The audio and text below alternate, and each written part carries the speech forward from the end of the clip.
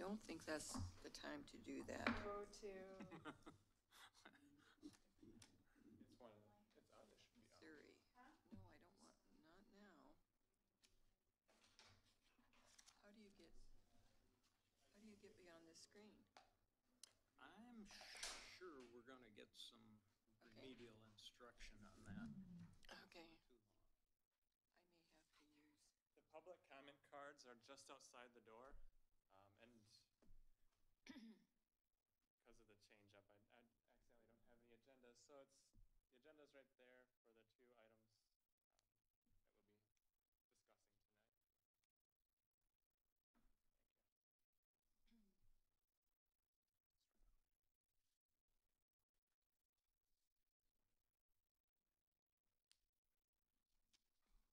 so you can see them. Okay, but we'll be able to see the attachments up here. Only if one of you people pull them up for you. But if you individually wanted to look at the items, that's what the iPad does. Yeah, so we, I got yours working now, and I'll show you, I'll do a run through really quick with all of them. Good. So, here's your iPad. Okay, how do I get to that? I Yeah. tried Click this. the button right there, And and this- click it again. Okay, good. So click the button again until the screen comes up, so you all have So the you're screen gonna up. enter this in the record, do you have anything else? So there's You don't have two anything else to enter keys into the record? here that have, one has join and one has leave. Click on the join. And then hit OK for the alerts. Oh, it says you must leave. Just hit OK. Oh, okay. okay. You're leaving it again. So what you've done now is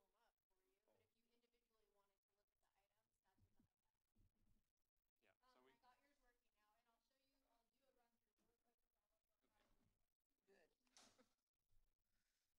So you can see the agenda here,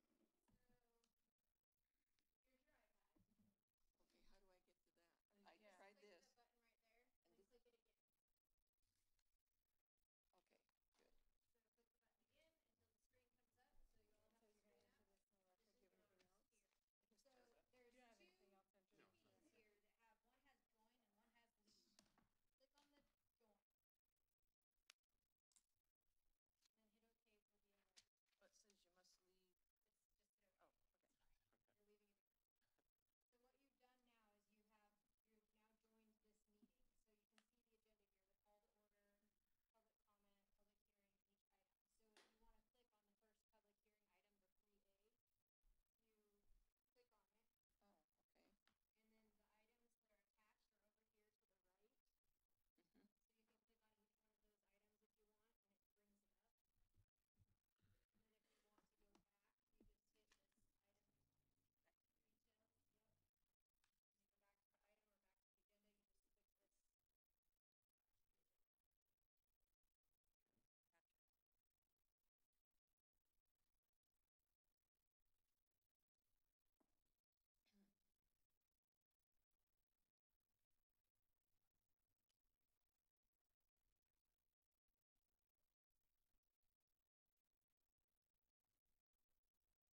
click on each one of those items if you want, and it brings it up. And then if you want to go back, you just hit this item detail, yep. And you go back to the item or back to the agenda, you just click this. Gotcha. All right, what do I have? This is very long. No, it's very long. I have that problem at home. It's this one. And it just takes a long time to download because it's 102 pages. Oh, Yep. okay. So maybe I should. So that's why I think I'll download it and just use Are we it. ready? As ready as we'll ever be. At 6:05, we'll call the meeting of the Historic Review Board to order. Yeah, hold on 1 second. Sorry, it was. We'll ask staff to call the roll. Okay, perfect. Board Member Met, Here. Board Member Mann, Here? Board Member Blythe, Here. Board Member McLaughlin is absent, and Chair Basinger. Here. Okay. Thank you. The first item on the agenda is public comments not related to items on the agenda. I don't have a comment card indicating that there are any. So we will move directly to the next item.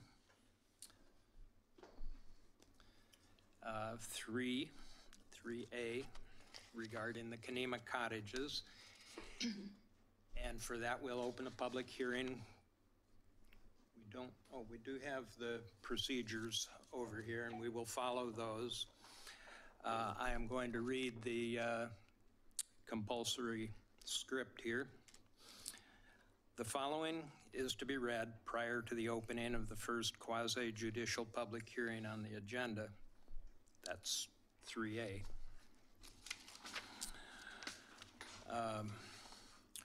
One public hearing on land use is scheduled for tonight. A staff report has been prepared for each application and has been made available to the public 7 days before the first public hearing. The staff report identifies the approval criteria that are applied to each applicant's proposal. Staff has analyzed the criteria which are contained in the staff report. The quasi-judicial hearing procedure that the commission will follow is set out in a state law and Oregon City Municipal Code. The hearing procedure steps are shown in the chart on the wall. Anyone wishing to speak should fill out a speaker's card and give it to the planning staff before the hearing. They are located outside the door. Speakers will proceed in the order in which their card is received. You should fill out your address on the card so that the city will notify you of its final decision. For the public record, please begin all testimony stating your name. Testimony and evidence should be directed toward the applicable approval criteria. If you believe other criteria apply in addition to those addressed in the staff report, identify and discuss those criteria and explain how and why you believe they apply to the application under consideration. A person may submit any written material while the public record is open on each application. Any written materials received by the city staff during the time period in which the record is open will be placed in the record. Written materials submitted during the public hearing must be presented to the city staff in order to become part of the record. If a person intends to use PowerPoint presentation, oversized poster boards, reports, pictures, or other exhibits in their oral testimony to be placed on the record, copies must be submitted to the city staff while the record is open. If they are not given to staff, they will not be included in the record. Any person wishing continuance to present additional evidence and testimony or to keep the record open to respond to new evidence must make that request before the public testimony portion of the hearing is closed. If the Historic Review Board makes a decision with which you disagree, any issue that you may wish to appeal must have been raised for the consideration of the City Commission or LUBA or both without raising the issue on the record with sufficient specificity and accompanied by statements or evidence that the city and all parties can respond. The issue will be not deemed appealable to the State Land Use Board of Appeals. In addition, the failure of an applicant to raise constitutional or other issues relating to proposed conditions of approval with sufficient specificity to allow the local government or its designee to respond to the issue precludes an action for damages in circuit court.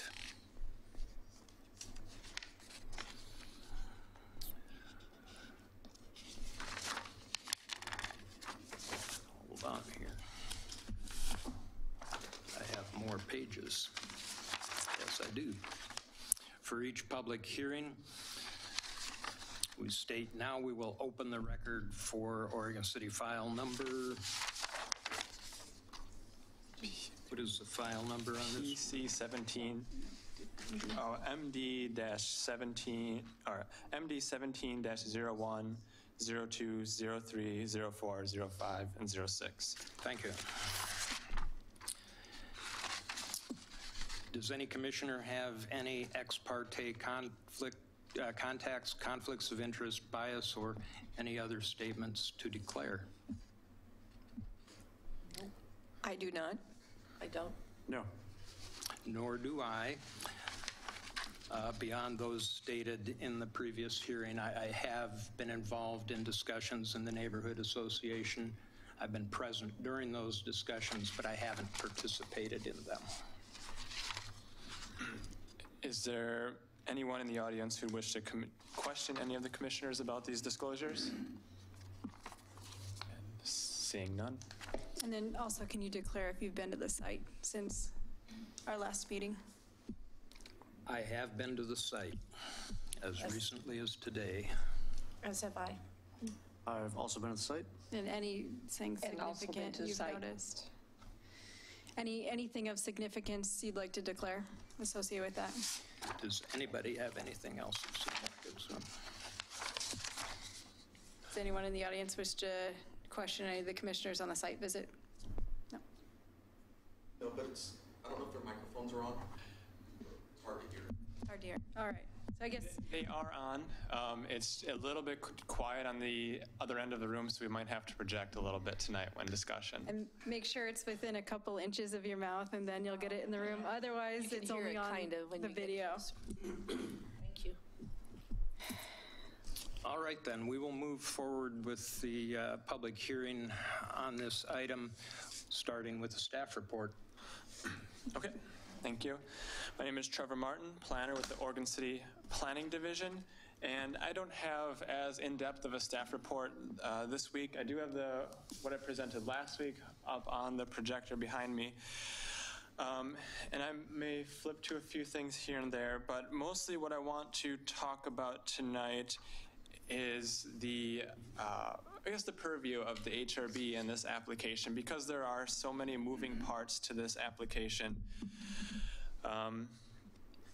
That things can tend to be a little bit, why doesn't one thing cover this? Why doesn't one thing cover that? So I just want to talk about the HRB purview and what we're here tonight to do and to look at, because, and also to respond to, I guess, some of the public comments that we received.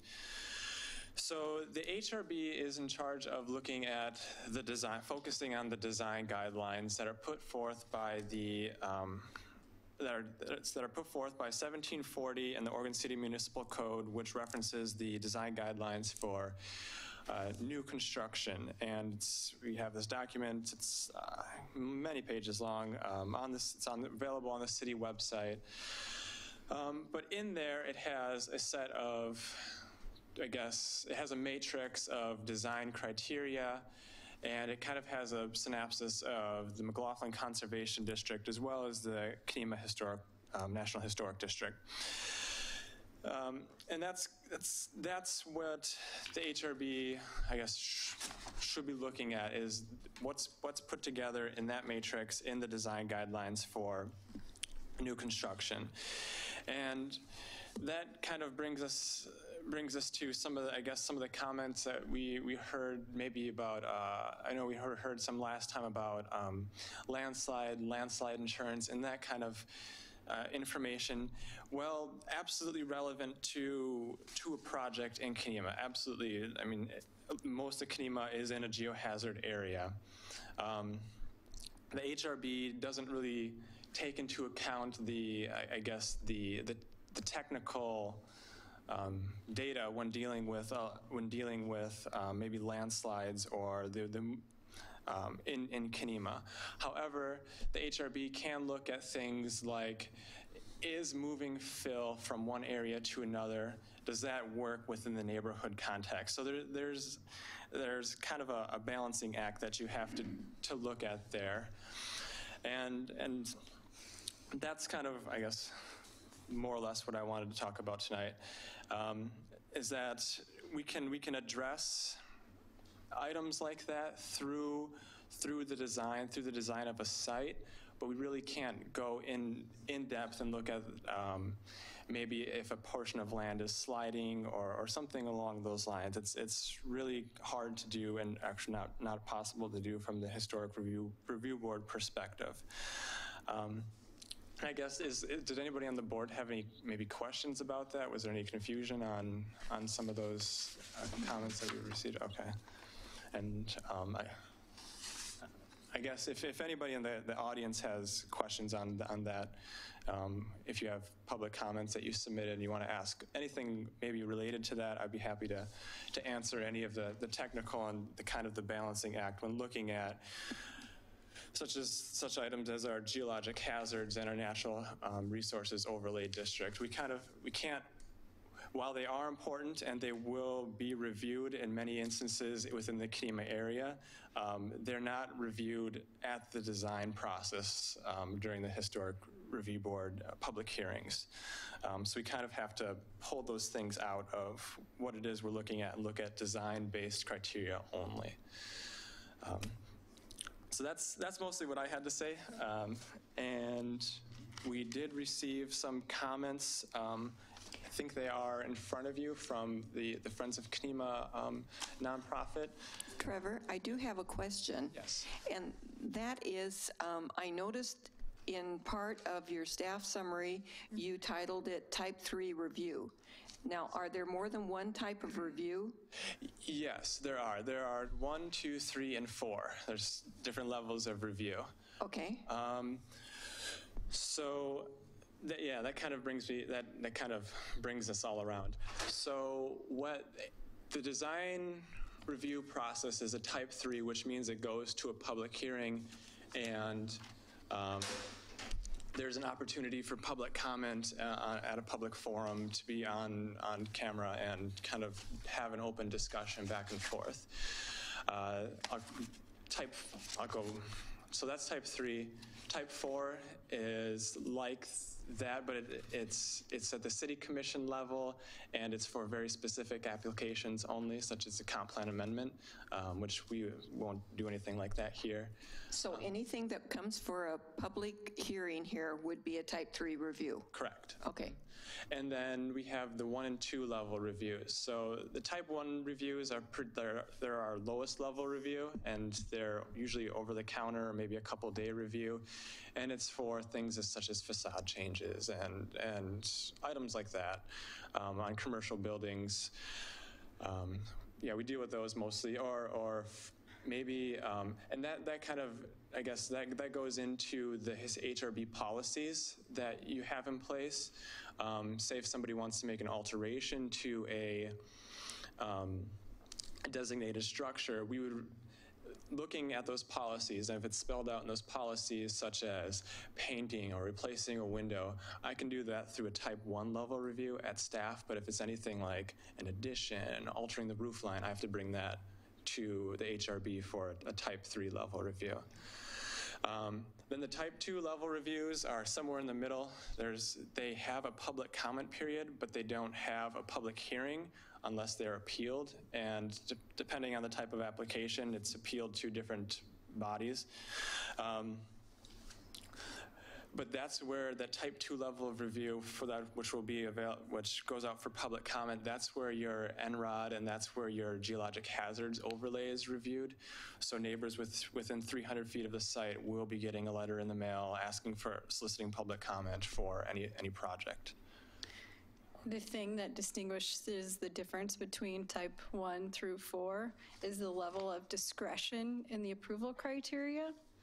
So for example, if it is a building could be, if the standard is a building could be 10 feet tall, there's not one, but I'm just making one up. And someone reviewing that permit could look at the building, measure the building, make sure it is 10 feet tall and it's non-discretionary, then that's more of a staff level thing. This Historic Review Board application is discretionary, which is why you have a staff recommendation and the decision ultimately by the Historic Review Board. Your decision is appealable to the City Commission by anyone who made comment or has standing in the decision. Also, another thing to note, as Trevor was talking about, is this development application will require additional review processes, which are not related to yours. So presumably a site plan design review and any environmental overlay districts that may be needed, which is, I believe, just geologic hazards overlay. So there'll be a separate comment and review process.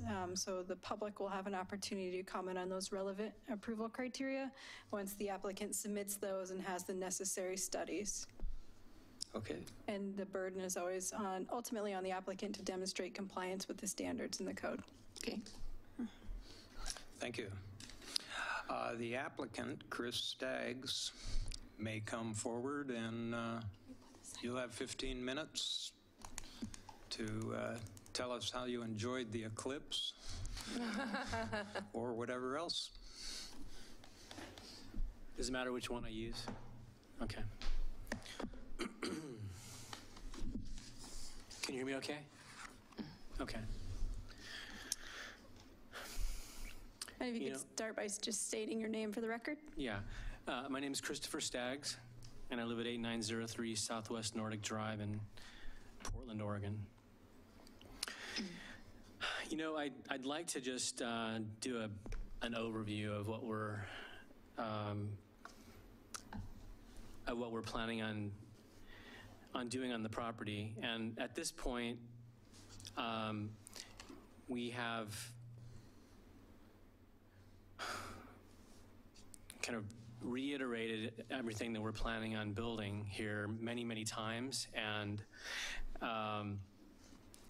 everyone in the room is very knowledgeable about the project and about the plan and all the code references that relate to our project and the process.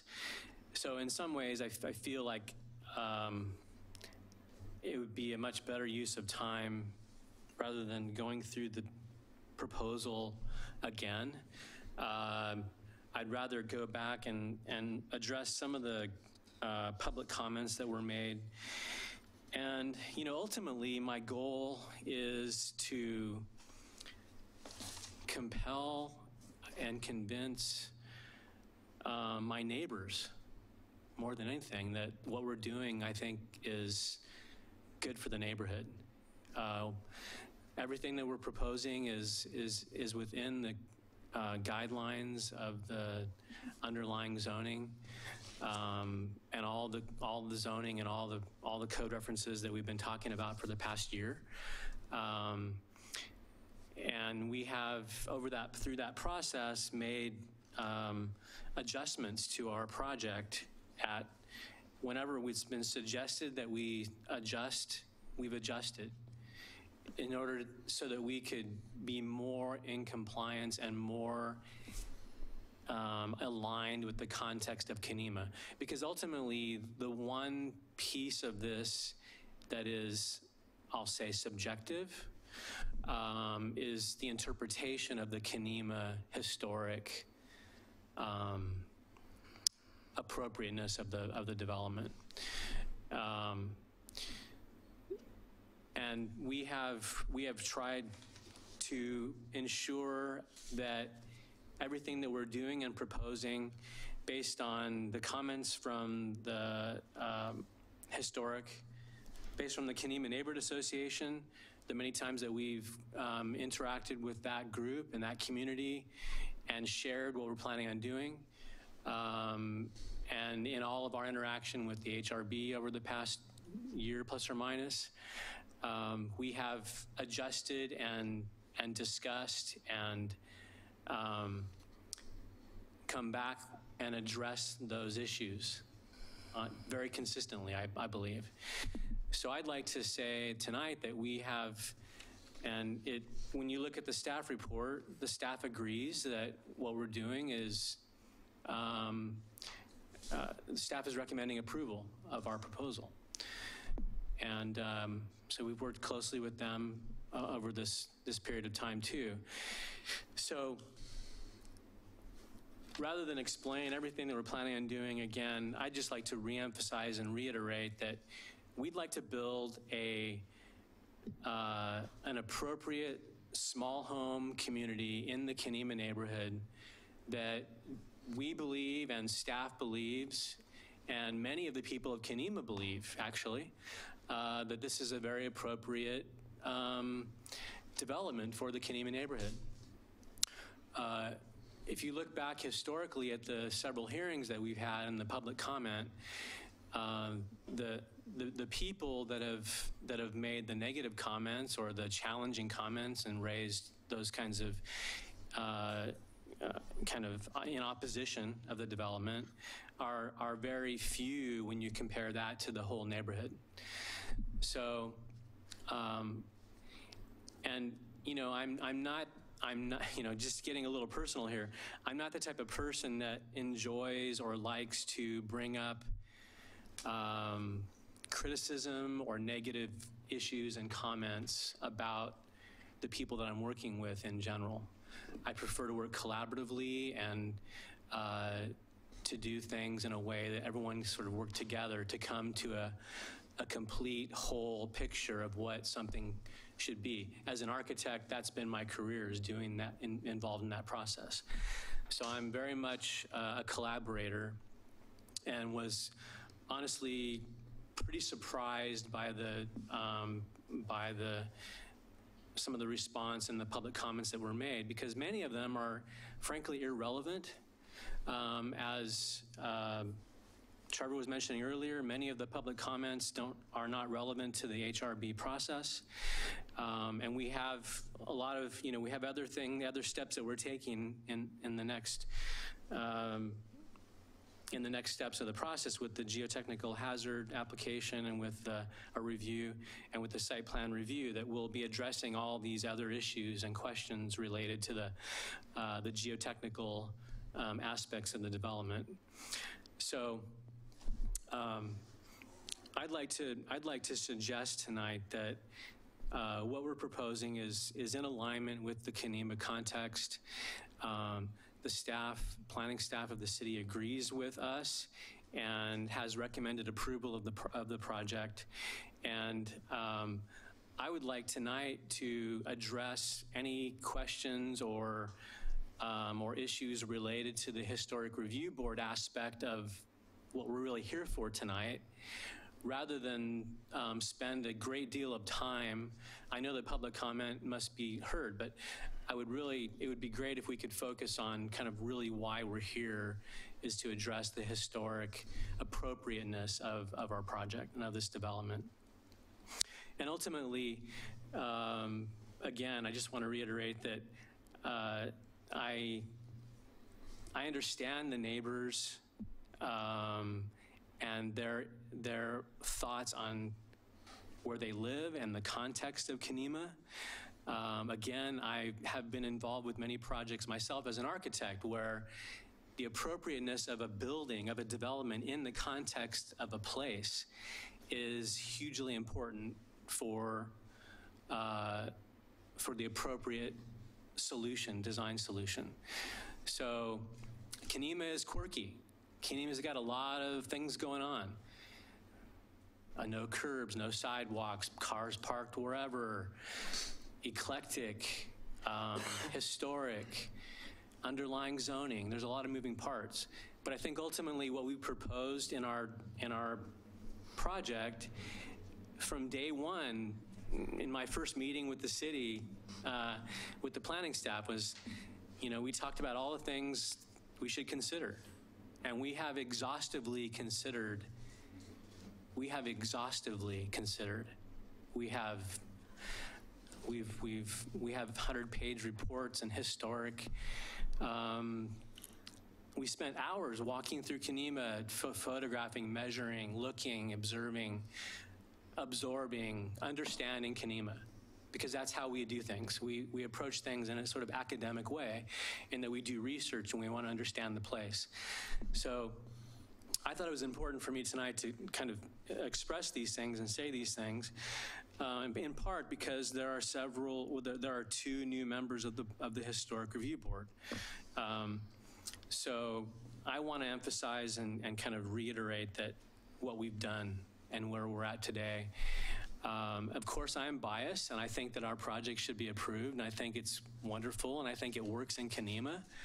And I hope you do too. I think it really is actually appropriate for the Kenema neighborhood. It relates to the historic quality of the neighborhood, even more so than many of the other homes that are built there in the past 30, 40 years. We're really going back to the roots and basic aspects of what Kenema is all about with these homes. We think that this will be a great addition to Kenema economically. It'll provide homes for 6 wonderful families, people that will add to the vibrancy of the neighborhood. and make Kenema an even greater place to live. So we feel good about that. That's part of what we want to do. Just spend the last few minutes. How much time do I have? 5 minutes. So the counter is minutes? right on the other side of your computer or tablet right there. Oh, okay. So I have 15 total. Is that right? Okay. So I've talked for 10 minutes. Okay. So just lastly, what I'd like to do is briefly touch on some of the. I'm hesitant because I don't want to repeat much. I don't want to repeat a lot of things that I've talked about before, but there were some comments that were made last time that I just want to address, and they were from the Friends of Kenema, and they're numbered from 1 to 12. So I'm just going to go through each one of them briefly, and I'm going to read the comment in verbatim. The first one is there should not be more than one house per each 5,000 square foot lot of record. So there's the underlying zoning and the cottage home development code allow for more than one house of record on each one of those properties. So the code supports our density. And in fact, just to remind everybody, the density that we're proposing on this property is much lower than what the underlying zoning would allow us to build. And furthermore, it's much lower in volume and in size, visual character, than if we were to build, if we took each 4 of these lots, we could build a single family home and an ADU on each one. So we could build 4 rather large homes and an ADU on each one of these lots, but we've chosen to build 6 small cottage homes. So we're taking the lower road, we're taking the lower density. Number 2, there should be standard acceptable setbacks from all bodies of water and right-of-ways and frontages. And our response to that is our site planning of the property is in compliance with city standards. We have done a wetland delineation of the wetland. The DSL has, the Department of State Lands has sent us a letter of recognizing the wetland, and we are planning on building so that we're not touching the wetland. Number 3, all cut and fills that require review, these reviews must happen before any HRB process with approvals by city planning and natural resources committees must be in hand in advance or to advance the project. Our response is the city review process requires review of grading and earth movement during the site plan review and geological hazard. And that's what we'll do next. We're planning on doing that. But it's not a precursor to whether the HRB approves our project or not. I think there's maybe some confusion in the sense that people don't understand what the next steps in the process are of what we're going to be doing. Parking lots are next. Number 4, parking lots are incompatible building guidelines for historic district. The parking is all out of the right-of-ways, and we're in compliance with the underlying zoning and with the cottage home development parking guidelines. So we're actually making an improvement on Kenema in terms of how parking normally happens, because parking normally in Kenema is very ad hoc, in the right-of-ways, that sort of thing. So, my time up? Got a couple minutes. Okay. Minute and a half.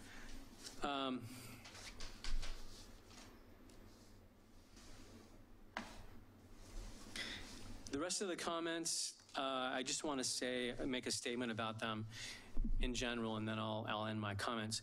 But generally, in many of the hearings that we've been in with our previous application and with this current application, there's a lot of comments made that are irrelevant to what we're doing. And we spent a lot of time addressing those irrelevant comments. And I'd just like to point out that in many ways that is kind of contrary to what we're trying to do here. We're trying to actually make some progress and go forward with something. And I think it's it's important for us to keep in mind sort of why we're here tonight. Thank you very much. Thank you. Members of the public, first up is Patty Webb. And also, just for my ease, if anyone is speaking on behalf of a neighborhood or an organization, please declare that in your testimony so we can adjust the time. I will be speaking for Friends of Kenema. Thank you. All right.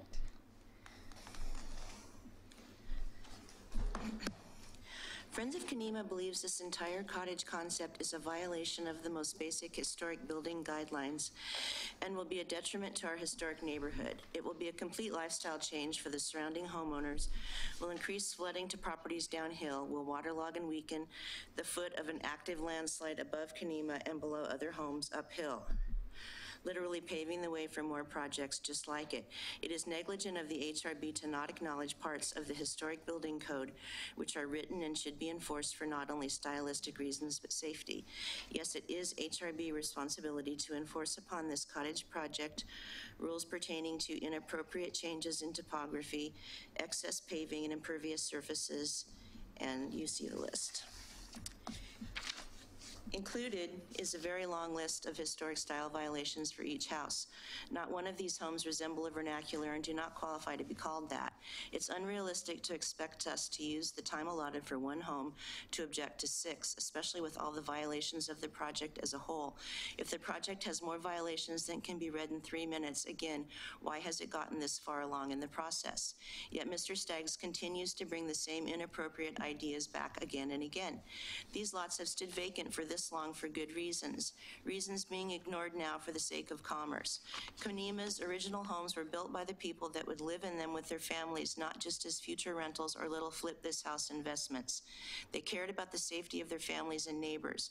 Their morality prevented them from sending floodwaters on to the next neighbor downhill. Unfortunately, we need laws to enforce that now, but we do have them and they are enforceable. It just needs to be done. We expect the same care and respect when building in Kenema today, just like our predecessors 150 years ago.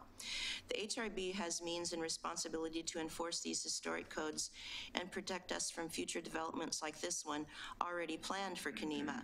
Many people in Kenema are questioning why this project has been allowed to proceed this far when there are so many violations and objections, especially since Oregon City Public Works had to close Sunset today to clean up a landslide directly uphill from where Mr. Staggs wants to build. So I think calling us fearmongers and irresponsible is what's irresponsible. Digging and building homes in the path of an active landslide is irresponsible. That's why we have rules for the HRB to follow that address topography changes and other historic building guidelines. We expect adherence to. It's time to value people's safety over real estate. Please make sure this happens. Thank you, Patty Webb, Friends of Kenema. And then I'm enclosing a list of 30 objections that we have to the individual designs. Yes, and those are the lists that I handed out to you earlier. This one? Yeah.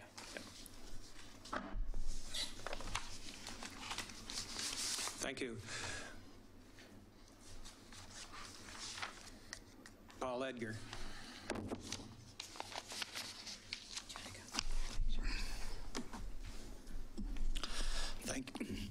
Thank you. Paul Edgar, Kenema. You have a copy of my statement. It also covered with the heading of Friends of Kenema.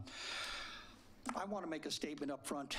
The Planning Commission in no way approves or accepts any of the statements said by the applicant because they can't.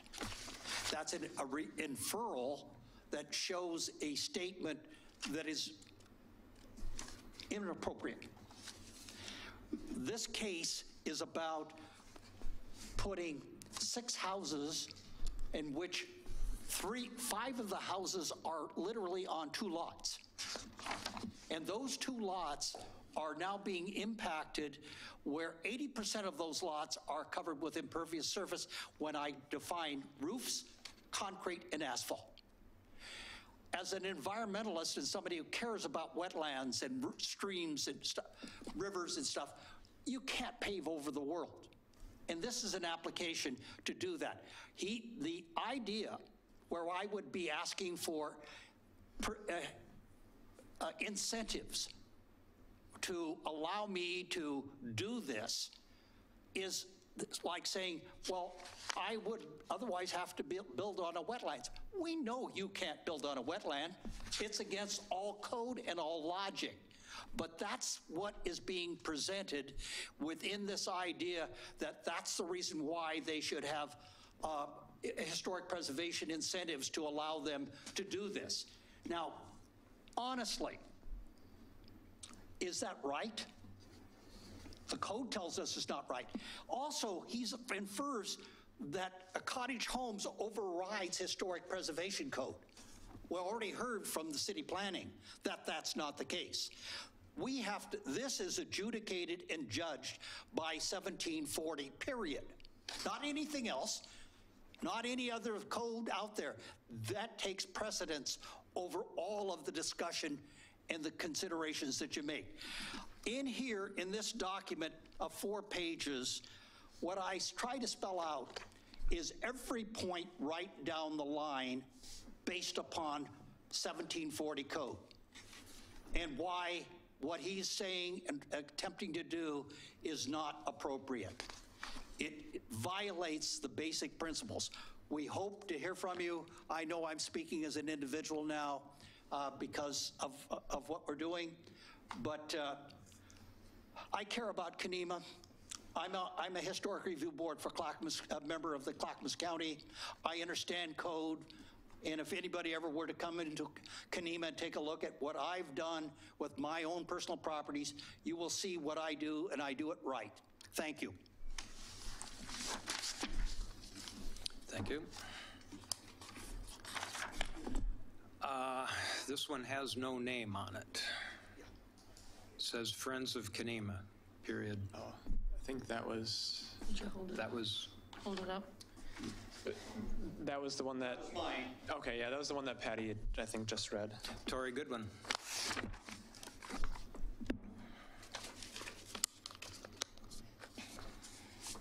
I'm Tori Goodwin. I am the chair of Kenema Neighborhood Association, but I'm not speaking on behalf of the Neighborhood Association. I'm speaking on behalf of myself.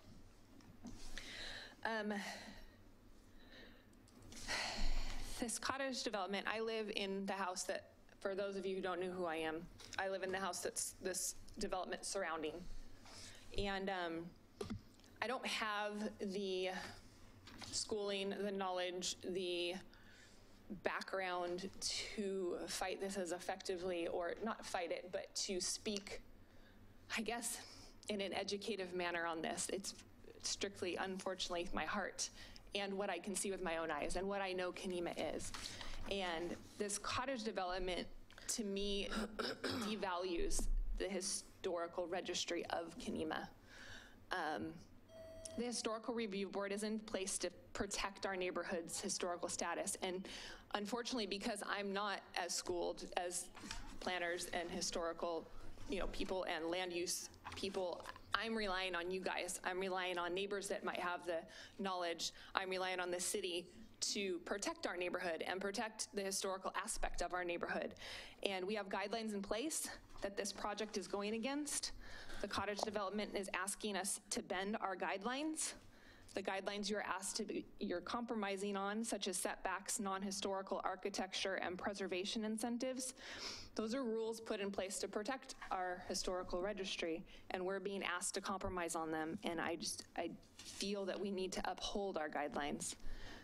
Mr. Staggs has regularly stated that the density on my property is an example to compare to his, and I never see that that's the same. I have one livable building with 4 human beings, a dog and a cat in my area with 2 outbuildings. He's gonna have 3 homes, possibly up to 2 to 4 adults in each one, plus their cars if they have animals. So it's a whole different density issue with the accessories that go along with it, plus the living units are completely different. I only have 1. The architecture is modern. I am not an architect. I don't study architecture, but you can see by the cutout porches on the 2nd floor, all glass.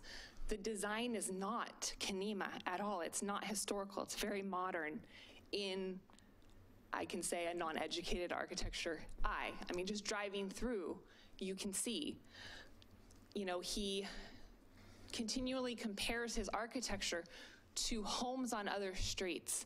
And the guidelines specify, I wrote down the guidelines that the building forms need to relate to the buildings in the immediate neighborhood. If you go from McLaughlin to 3rd to 4th, it's all different. So I don't think we can compare homes that are being built on 4th to homes that are down on McLaughlin or 3rd, because it's a completely different, I mean, you look down the streets and it's just all different. In the general design principles, it states that the appropriate design of a new building is an extremely important consideration for the historic districts. Use of other styles dilutes and distracts from the historical context of this district. Again, this goes back to risking the value of our historical district. And I'm out of time, so I'm done. Thank you, Tori. Clint Goodwin.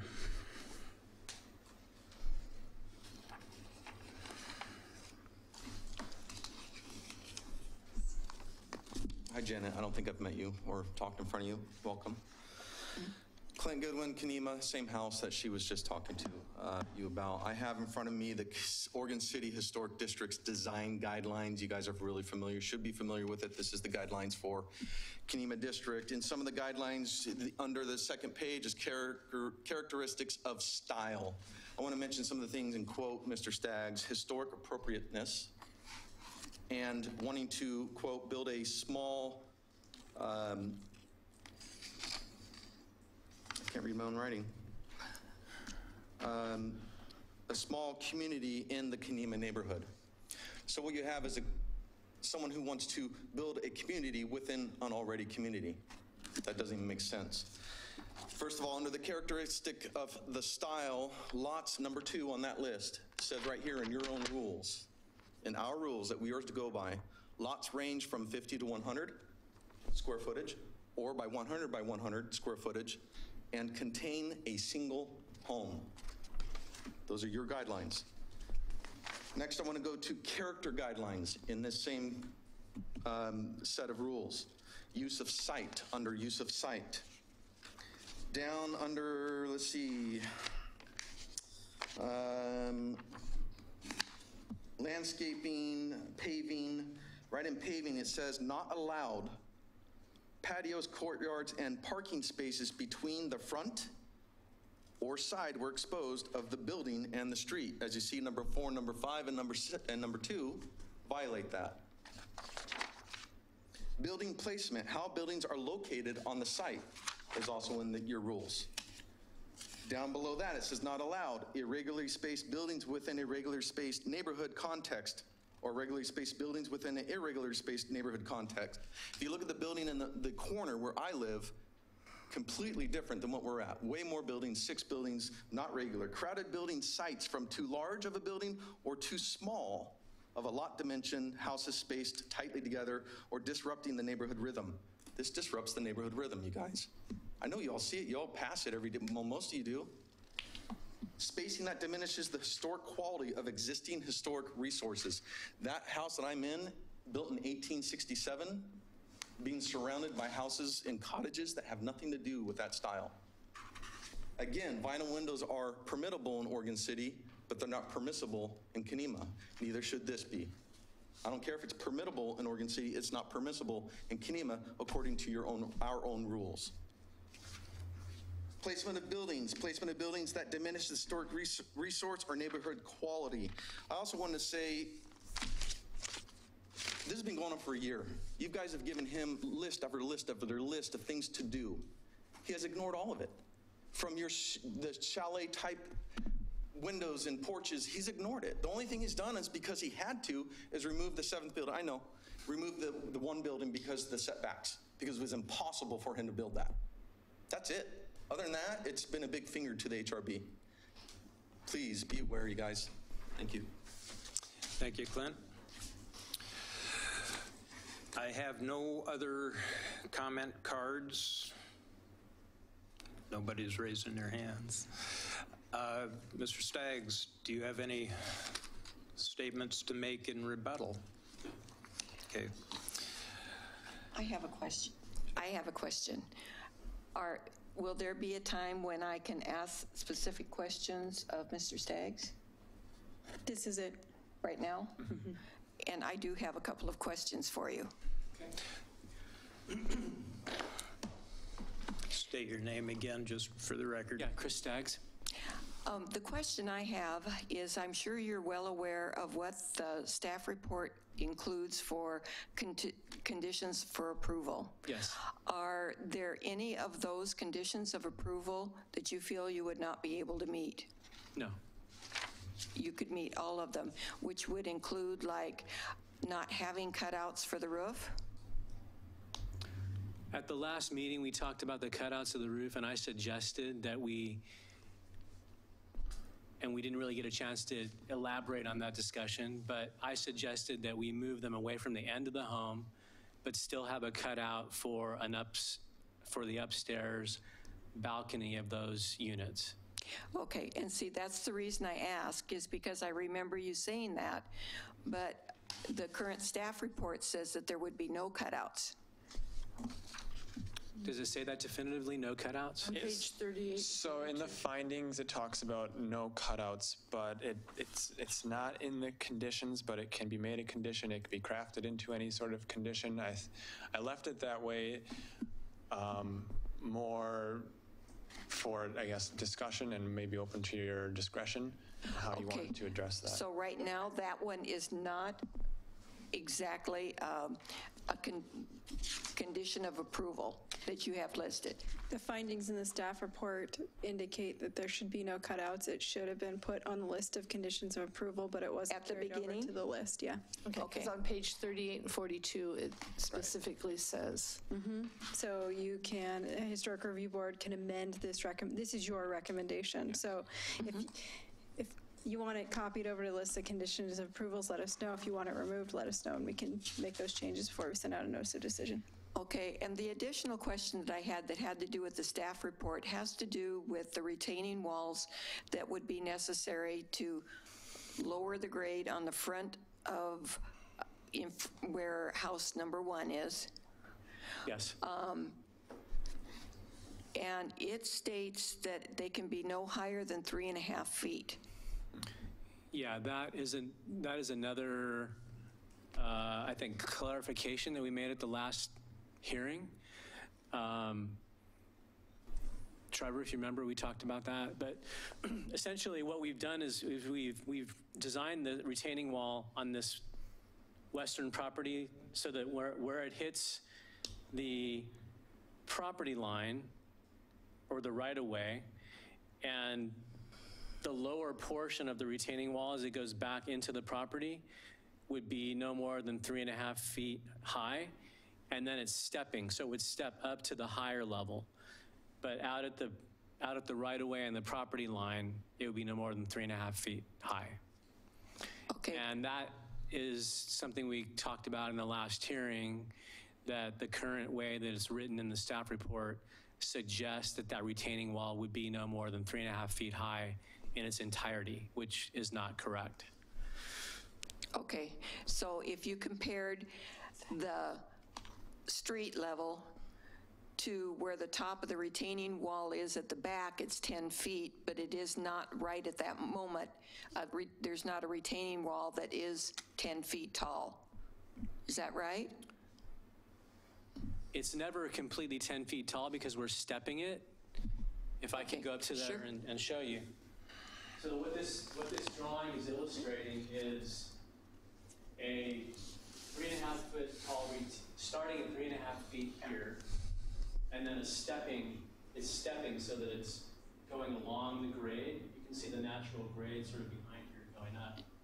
So the idea is that this retaining wall is stepping so that it is never larger than at the base, it's 3.5 feet tall. And you can see here how it's 3.5 feet, 3.5 feet as it goes back here. This one is probably shown a little higher than 3.5. And then it would go back and then up again. So it's a stepping retaining condition with planting in between. Okay, so. Retaining condition. Okay, so it's. Mitigate that height. it steps between the lot line and up into the property. It's all on our property. Okay, from the lot line, of your lot line, in, From the interior of our property to the property line. yeah, okay. Yes. Okay.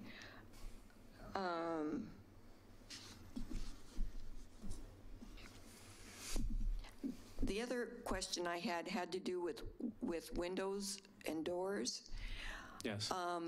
And there is a picture of a window, or actually is a door that opens like an accordion door. That instead of a sliding glass door, it is one that opens, but it opens up completely from end to end of a room. Is that what you're proposing for the window walls? Where did you see that? It was on page 17 of the application, but it was at the bottom of that page in the print, it was actually labeled page 33.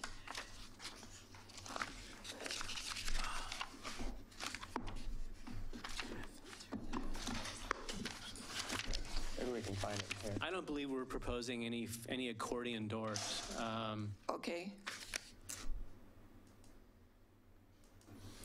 Can you Are you find talking them about maybe on something these like- illustrations? I think This is back of house 6. It would be, I mean, I can say for the record right now, we're not proposing any folding or accordion doors on any of the buildings. okay. So what kind of doors are you They'll either be- proposing that are out of view on the back side of the building where it's more completely windows? What kind of a door are you proposing? Currently, we're showing sliding doors. Like a sliding glass door, but with wooden frames? Yes. Okay. That's also been a point of discussion in other meetings, where we've talked about the appropriateness of whether it's a swinging door or a sliding door. And in one of the previous meetings, I don't recall which one, we seemed to have consensus that a sliding door was appropriate as long as it had a sufficient frame around it, so that basically from the outside it looks like a swinging door. Okay, so it has a wood frame around with the base and the stiles and the top, but it's a sliding wood door. And we've said in previous HRB meetings that all the doors and windows are going to be wood. They're not going to be, sort of the flimsy plastic and metal, aluminum things, doors and windows you'd see in a tract home. We're planning on doing substantial wood frame doors and windows that have the kind of mass and detailing that is appropriate for Kenema. Okay. But we don't have Thank you. we have no accordion doors or folding doors on any of the exteriors of any of these buildings. Okay. The It may have current been staff something that was report shown, yeah. I read in some place, and I don't know if it's in the original conditions or not, it talked about no sliding doors. That's why I brought it up. Yeah, that was, I believe after after that sentence, it says on the front side of the building. Yeah, I just read that recently as well. Let me see if I can find that for you.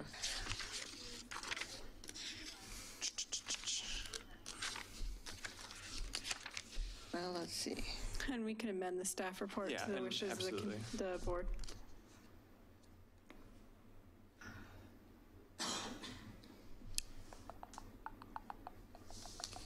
Okay. So just to reiterate on the cutouts. Yes. Trevor, would you mind going to one of the plans that show the cutout? Well, you had it a second ago. Right there. Right there, okay. So I'm just going to point out, well, my suggestion the last time was that rather than have this cutout on the end of the home, so when you're looking at the end of the home from inside the property, We can change that. suggesting instead of having that cutout there, this would be a kind of regular facade, right, just like the one up there, a regular Right. sort of mass with windows punched in it. And this is the elevation of, that's that elevation. So instead of this cutout being here, we would move it over so that there would be a roof element here coming down, and we would still have the area for a balcony at the second level. But again, these are only proposed in areas that are not facing the public right of way. We think it's important for natural light in the homes to get that cutout in there, to add more natural light in the homes. And if you look at, I don't have it right in front of me, but we did a fairly exhaustive study of Kenema in terms of the historic, what's there now. Yes. And it's very eclectic, and it's very much, you see a lot of variety in roof forms and windows. The house right next door to us, to the west, has a very large wall of windows facing our property. So I think there's, within the Kenema neighborhood context and design sensibility, and what makes Kenema Kenema is that it has this sort of ability to kind of move around a little bit. It isn't like one thing everywhere. It's very irregular and kind of eclectic, which I think is the beauty of Kenema. It has that kind of flexibility. And going, and if you look at the guidelines, it talks about we don't want people to just repeat everything, the same thing everywhere, but within a kind of framework, do something that matches and kind of feels like it belongs in Kenema, which can be a kind of subjective thing, unfortunately. But and I just had to, I found what you were, board member, or man, I found what you were talking about, and we can make any changes to those conditions. It's in the conditions, but yeah, it does say sliding doors are not permitted on any portions of the house, but it's up to you if that stays or if you want to change that. Okay. Thank you. You're welcome. Are there other questions before you leave? Any other? Yeah, in your submittal, you talk about the vernacular, which is as simple. I look at these and I still cannot see vernacular. I see what I've referred to before as chalet. And doing a cutout in the middle as opposed to on the end, it still has that chalet look. And I can't remember if we address the, it's not on this one, but on one or on another, there, that one up the top left with the floor to ceiling windows. And I do believe, that also is not vernacular in any way, manner, shape, or form. And is this where they're referring to the sliding doors up in the upper right? Yeah. Yeah. Part of it. I thought that at the last, we've had a few, so I'm confused as to which one, where it was discussed, but I believe we said no sliding doors, they would be French doors. We can do that. If that's the board's decision on doors, then we can go with sliders and we can go with swinging doors. Okay. And, somewhere, it's hard because there's so much documentation, and I should have highlighted some of it, but there was a statement in there that Oregon City has never had a cottage village. Any type of new idea has its pros and cons, and people have to kind of wrap their mind around it. I think this village, cottage village, would be great in other parts of Oregon City. I still have troubles with it being in our only National Historic District. And I know that, we have in the past with other new construction allowed some variance and leeway in as far as areas that are not seen by the public. However, that's on one house. This is on 6 houses. So it makes so much more of an impact and it's much more of an impact. And so and also the placing, if you can go to the placing. Is there a question in there? Well, these are just. Deliberation. Huh? Deliberate. We will go into that. Yeah, we will. All right. Sorry. I'm just, I've had notes and stuff, but I guess there is no question in there. But other than your interpretation of vernacular, and I know vernacular means a style common to a certain locality, but a lot of this isn't. So anyway. Could I just say just one response?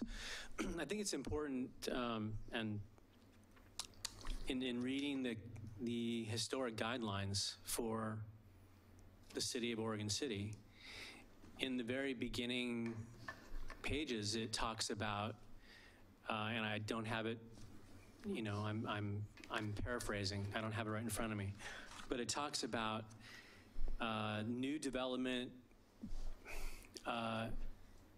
Not regurgitating, and it probably is a different word there, but we're not regurgitating the past, the history.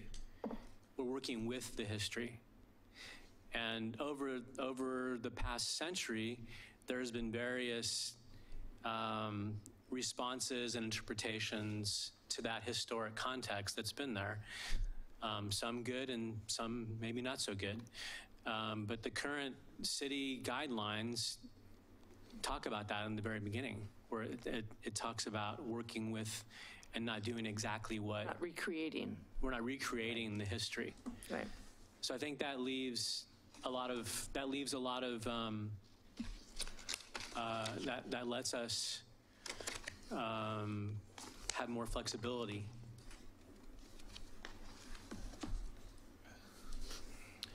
Okay, no further questions. Sorry, I didn't say no. Thank you. Okay. We will now move on to deliberation and discussion among the board members, You want to close the public? and we will close the public hearing for that.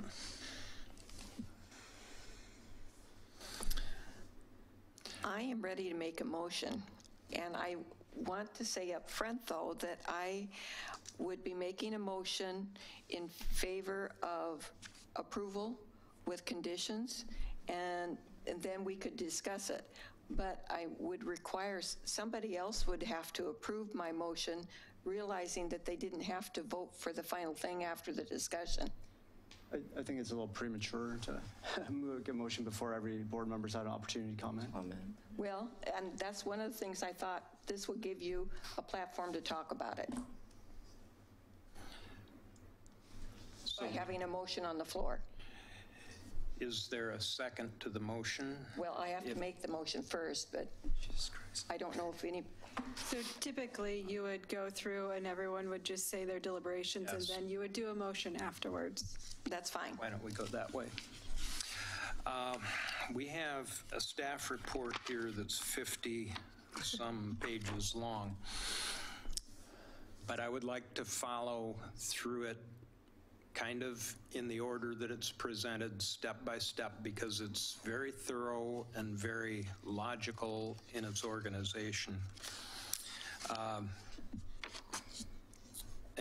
It starts with the specific conditions of approval for each of the houses in an effort to address the concerns that have been expressed throughout the hearings regarding the designs on these houses.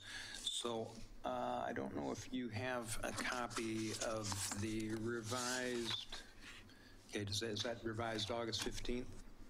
Yes. That's the one you're after. And I'm on page 2.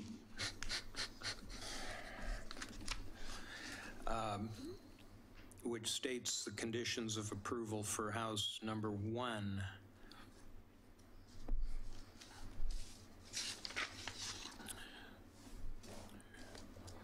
Retaining and structural walls shall be minimized, shall be faced and finished with stone, mortared basalt or concrete, and not exceed 3.5 to complement the Kenema neighborhood. B, concrete foundations shall have natural, parged, or paint finish. C, exposed foundations shall be site screened with vegetation if concrete or masonry exceeds 3.5 feet, or if pilings or posts are 1.5 feet above grade. D, a minimum of 5 shrubs and ground cover shall be installed along the facade of the front porch. Roofing shall use traditional materials such as wood shingles, composition, and metal shingles. Skylights shall be installed in inconspicuous roof slopes, and skylights shall be mounted close to the roof plane and not visible from the right-of-way.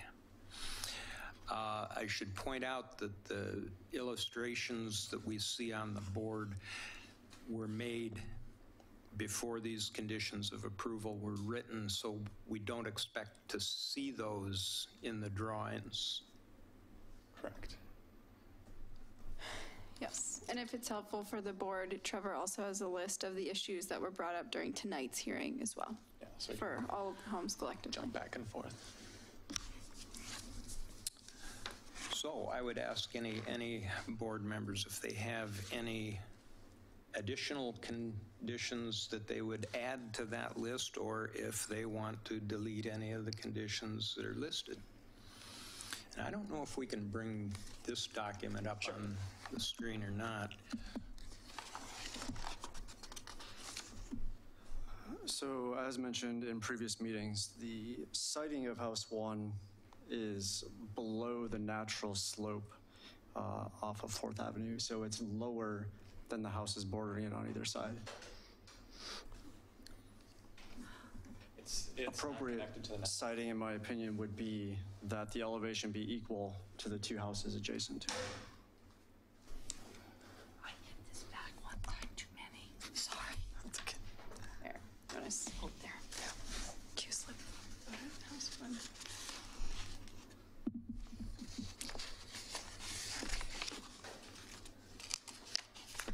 To my way of thinking, I don't see how you're going to get up to it unless there is some way that you go from the lower level up. Even if you put the first house up on top, you would still have to have a driveway going up.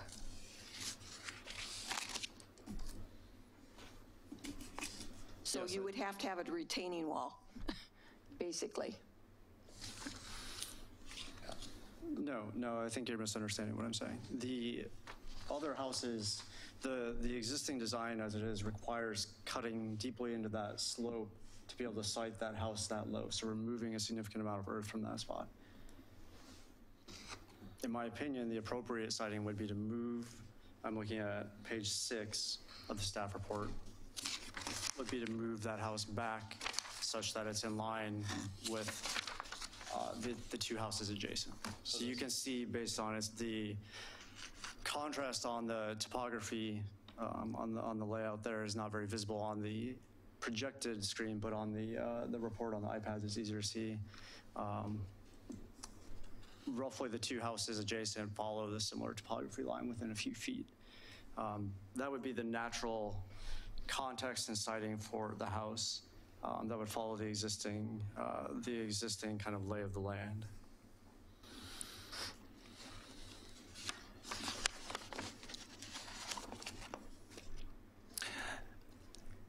I am looking on page 10. We have some elevation drawings that show, put the elevation of that house in context. The third drawing down shows the neighboring houses on either side, and the way it appears here, and I may be misinterpreting what I'm looking at, but it appears that at curbside and in the front yard of this first house, there really is not a significant amount of cutting. That the cutting takes place behind the floor level of that first house, that most of the cutting is behind the house to accommodate the parking area. I think the top one shows, because the dotted line that goes up through the windows is actually where the land was. So it is actually a cut down. And it shows that it's lower than the houses to the... Yep, you are right. To the west of them.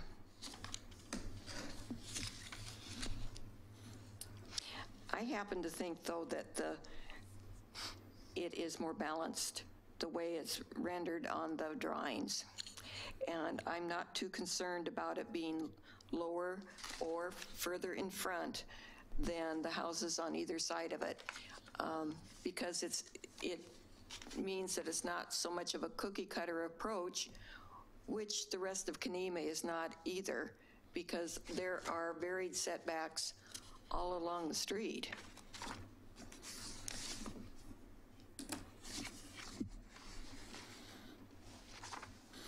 So what I'm hearing is that we all agree with the conditions of approval that are listed on the staff report and would consider addressing one additional condition relating to the elevation of the house. Is that what Yes, in addition, I'm not inclined to grant any preservation incentives on that house. So there would be a 5-foot setback issue on that house as well. Then you wouldn't have room for a driveway. Well, yes. Then how are you ever going to gain entrance to that lot? Well, my job is not to do the developer's job for him. It's to say what the guidelines call for. Okay. Okay. I do feel that the first one does not accurately reflect where it says there can be no retaining or structural walls to exceed 3.5 feet. It needs to take into account the stepped portion of it, so that would need to be amended. Where house 1, retaining and structural walls shall be minimized to be faced or finished in stone, which is fine, but it says, and not to exceed 3.5 feet. My understanding of that is that the terracing as proposed now does conform with that Correct. condition. Yeah, so what I... Depends on interpretation. That's what I'm wondering, because when I read it, I think, that means it can't be any more than 3.5 feet. So I think what we would add to that to make it a little bit more concise would be in the front of the home, so not exceed 3.5 feet in the front of the home.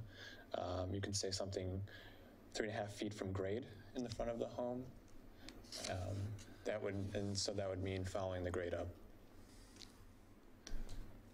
That would be acceptable. Okay. So if you agree or something like that.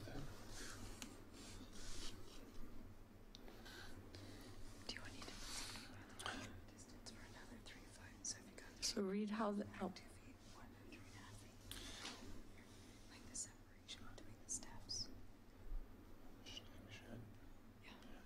Okay, sorry about that.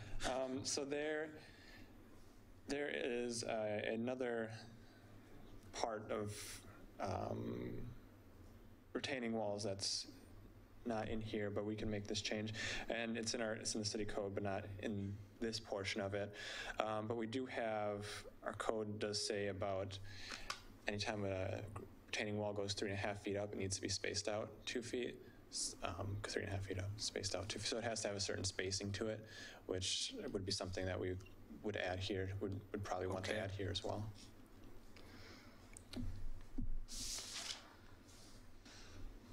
And In other words, the 3.5-foot height happens a few different places in our code. It also happens in a world outside of historic review board review.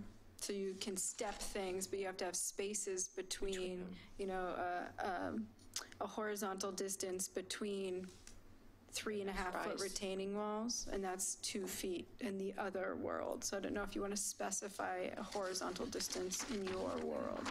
Or, you know, if you have it goes up 3.5 feet, then back 2 feet, then up 3.5 feet, is that okay, right? Yeah. Or is it not? And to me, because of the mass as long as it said stepped, it would be sufficient, because I'm not an engineer, and I'm sure that, you know, and they would be reviewing that at another level about exactly what criteria it had to meet for the steps. Is that right? Yeah, so I just, from the historic review board perspective, Yeah. are you okay with the step if there's space between those steps? And is there a minimum distance you want between those steps to be contextually appropriate in Kenema? Right, this just says 3.5 feet. Now, for me, it doesn't matter, but it may for others. Yeah, with that clarification then. okay, so it'd be, to reiterate, so it'd be to not exceed 3.5 feet from grade in the front of the house, and then and within a step spacing, a minimum of 2 feet from step to step. Something I'd word craft a little bit cleaner than that.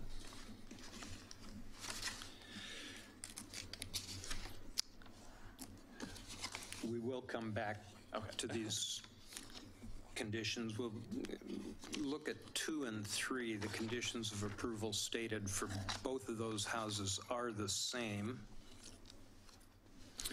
And D through G are also the same as D through G in house number 1, so we presume that they're equally acceptable for these 2. The 3 that are different. A, primary residential doors shall complement the design and detailing of the historic style with similar appearance to wood. Doors shall be designed in a style and rail type panel design with upper portion glass. The primary door may be a solid panel door. Sliding doors are not permitted. B, gable roofs shall have equal pitch. Gable primary roof shall have a pitch of 812 or greater, 612 if it's a bungalow. The porch or bay roofs may have lower slope, may have hip if the style allows, and roofs may have a minimum, shall have a minimum 1 foot overhang with a maximum of 3 feet. And C, windows shall match the member sizing, thickness, and shadow lines of painted wood windows. Windows shall consist of the following designs: double or single hung or casement. Wood clad shall be matching in color and finish. Non-wood fiberglass or aluminum windows are acceptable if in appropriate style, and matching wood in profile shadow line, and if similar in color and finish. If a non-wood style is proposed, a sample is required. Now, since the applicant has already told us that he's going to do all wood windows, we could simplify that one greatly by just saying wood windows. Yeah, okay. What is not mentioned here are the roof cutouts. Can we go back to the windows for a moment? On one of the, well, and on the skylight also, on number 2, the skylights are showing on the, I would say, north side of, I'm looking at the overall one that shows the Cassidy house, that one. The skylights are on the right side, Which would be visible from Miller? Is it Miller? Yeah, Miller. Yeah. No. From Fourth. No, it wouldn't be. That's Miller's up this way, right? Miller. No, Yeah. Miller's over there. Miller's, okay. So they would be visible from Miller Not Street with when the you drive in. The big Not where the trees. existing trees are. But there's, Yeah, I've checked out the site. They would be visible, in my they opinion. would be, I think they'd be visible, you know. Number 3, they're obviously, you know, on the backside, but number 2, the skylights, in my opinion, should be on the other side of the slope of the roof.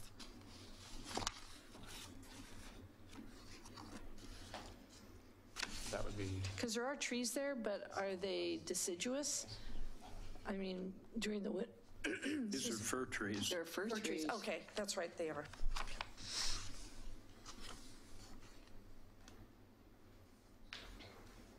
That's right, it's fir. And then as far as the windows, and I can't remember which house it is that has the chalet. This is one of them. 'Cause One it of them. has them here. Right, no, there's another one. This isn't the main, but we're on Right. 2 right now. Where, so. and it talks about wood framed windows, and there's the one cottage that has the The gable windows. yeah, that- right, and those are definitely not, and I that's one thing, and I'm not, let me figure out which one it is. So on this, I think it's 4, 5, and 6. sticking- 3 do. in a- So we can cover that one. sticking to 2 specifically at this time, looking at the gable end, it appears, I can't tell if that's a solid surface or if that's windows. Regardless, I think we can make the statement that, or I would make the statement that any non-rectangular windows are not appropriate. In addition, into the side, where that cutout is, there's additional large windows above the door height slider there. Right.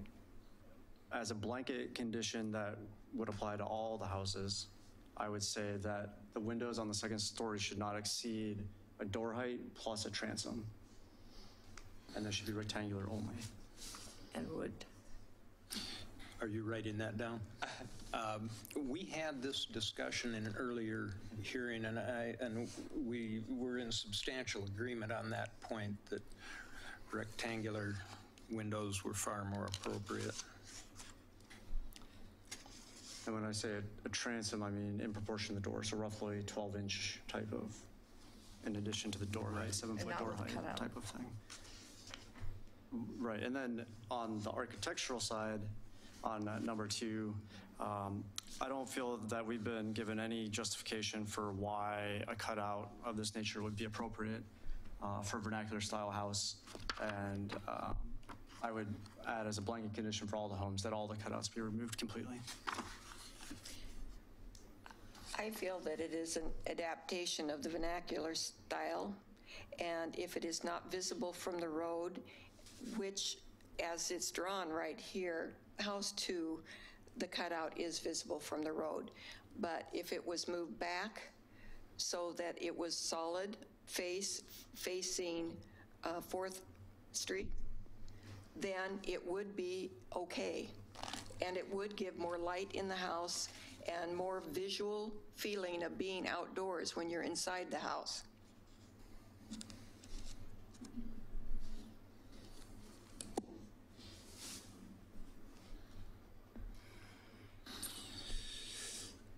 So I guess I'd be more in favor of saying the cutouts cannot be visible from either street, from either 4th or from Miller. And it affects just 2 houses, 2 and 3. 3 may not be visible because there's other houses in the way, the cutout. Can the board, if the board chooses to go this direction, can you provide more clarity as staff when we're looking at these? How do we know if it's visible? In other words, can you just pick the ones and say where it's okay or not, or how far in you want it from the side? Just so we're all crystal clear on how to implement that condition of approval. I just want clear guidance from the board. You want, I'm with you, Nova. okay, It's hard for us to say if it's visible or not when we're reviewing it to see their plans, if they comply with the conditions of approval. So if you don't want one, just say you don't want it. If you want it in 5 feet or whatever the number is, just say that, and then we can implement that. We want to try and do conditions of approval that don't have discretion so that we're all on the same page about our expectations. I would like to see on the conditions that there be no roof cutouts. That's just my, Yeah, I agree. And I would also just remind everyone that the applicant has stated that he wants to preserve the wetland for the benefit of the public, including the right-of-way access to the wetland, in which case, from any direction, the cutouts would be visible. So I really can't find any justification for deviating from the design guidelines. It was not included in the application, and I haven't heard any testimony as to why that would be a appropriate architectural modification.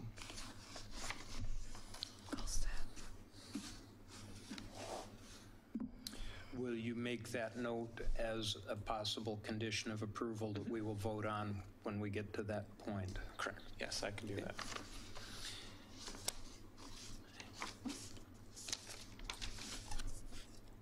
Nothing else on 2 and 3 then? Again, on number 4, paragraph B can be abbreviated down to wood windows, rectangular in configuration. And D through G are again the same on all of the houses. C deals with the doors in the same way. But I believe house 4 is the one with the sliders, and this condition does stipulate that sliders are not permitted on any portion of the house. Even though we did have that discussion, Derek Metzen felt that the new sliders could be appropriate, but Mr. Staggs has said that French doors would be equally acceptable from his standpoint, and I think that they would be more acceptable from a design compatibility standpoint. I would agree that in my time, we've never allowed sliding doors. Yeah. And French doors would be most appropriate. So the only other condition of approval on house 4 that's different from the others is A, the main entrance to the house shall not be oriented toward the adjacent parking lot. And what I is, believe that was, what is the reasoning for that? That the house front isn't oriented towards the parking? I'm sorry, I didn't catch the first part. we're on paragraph A on house 4, condition A. Yeah, there was maybe some confusion in my part, kind of determining where the front door may have been, just in the overall design. So to just avoid that confusion and any further development, I just had it so it would not be facing the parking lot. Because if we go back to house. So it will not face Miller Street? Well, the parking lot would be located here, so ideally the front door would be over here, possibly, or maybe over here. Correct, yes. Okay. Is that something to make it consistent with the Kenema neighborhood? I'm confused. It's part of the design guidelines. Just has no public, or no, there's something in there, I forget where it says, but no home exiting into a parking lot or something, or entering off of a parking lot or something like that. And the same condition is stated for house number 5. and for 4, if you could show the side views of that one. Oh, sorry. Oops. 3, 4. And we haven't addressed the floor-to-ceiling glass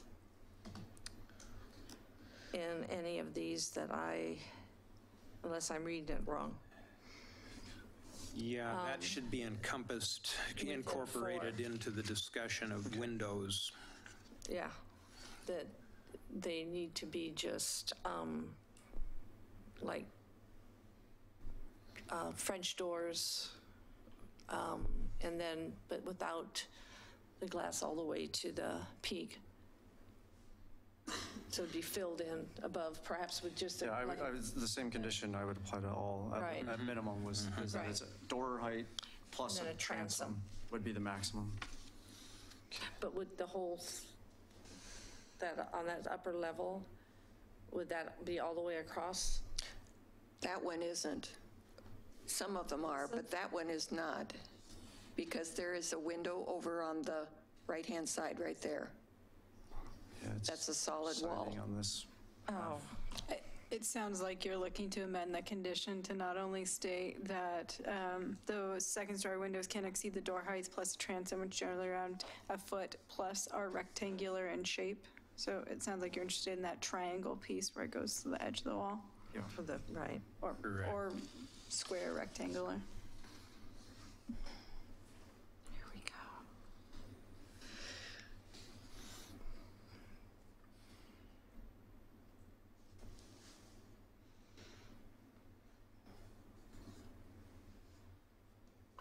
Yeah.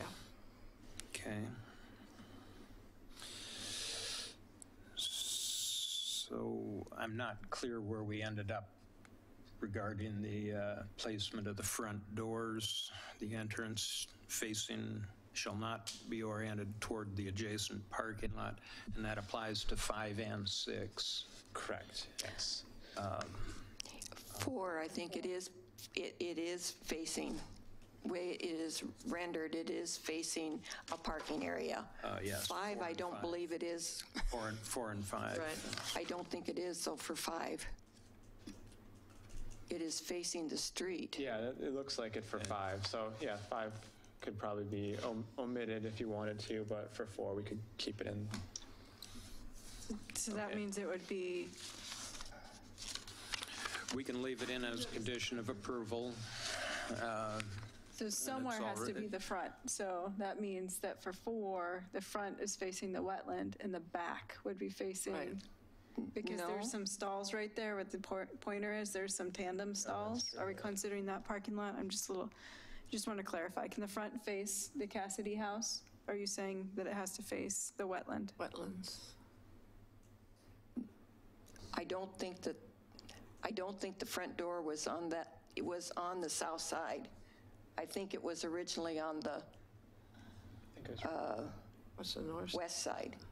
That's, Oh, okay. That's, huh? Can you go to the design of lot 4? Wait a minute. Or house 4? So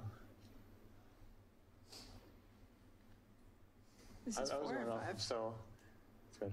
2 large space skylights. 2 small space I'm skylights. That's how I sure was doing it. which way you're talking about. The large ones are as facing the west. Cassidy house.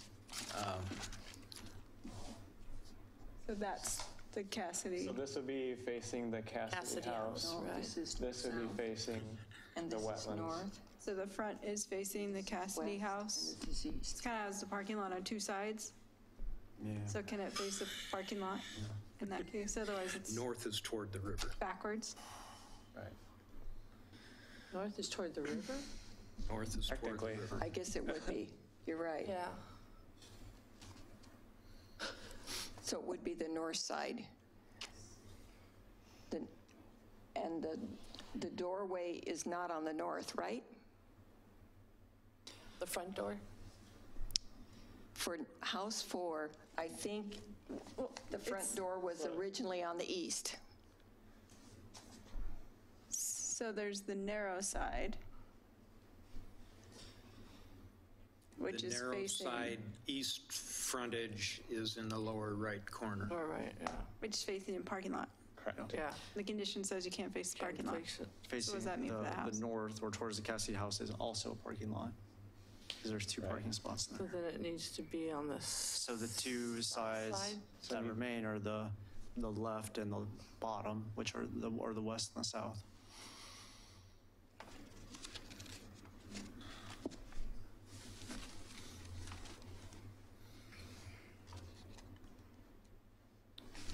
So does the condition of approval saying that the entry for Lot 4 needs to be facing south, towards the wetland, or towards House 3? Number 3. Yeah, I don't think either of those are realistic, though. You don't think they're what? Realistic, really. Realistic? How would you deal with it? Yeah, I'm wondering, Is there mitigation and any appropriateness? Yeah, because there's parking here. Can it be, Yeah, can number 'cause they 4 go on be the other side. situated closer to 3 What's that? so that it steps back away from the, House 4 is all windows. No, because of the configuration of the wetland, it can't move that direction. oh, okay. Yeah, so if House 4 were facing the parking lot, it would be this windowed portion, which would be abutting the parking lot, which might be a little weird. Would.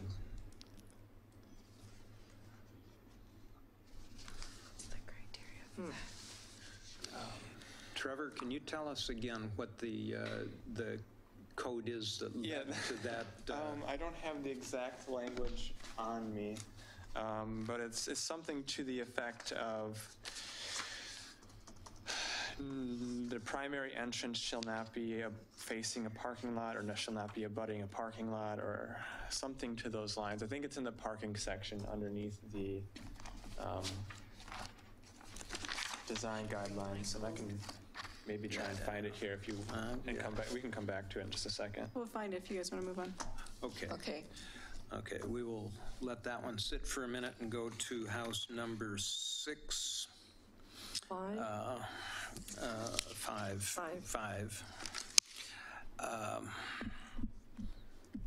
And all of the conditions of approval stated here have already been covered on the previous ones. The main entrance of the house, I believe the way it's pictured, it already meets the first condition, so it Correct. doesn't hurt to leave it in or take it off.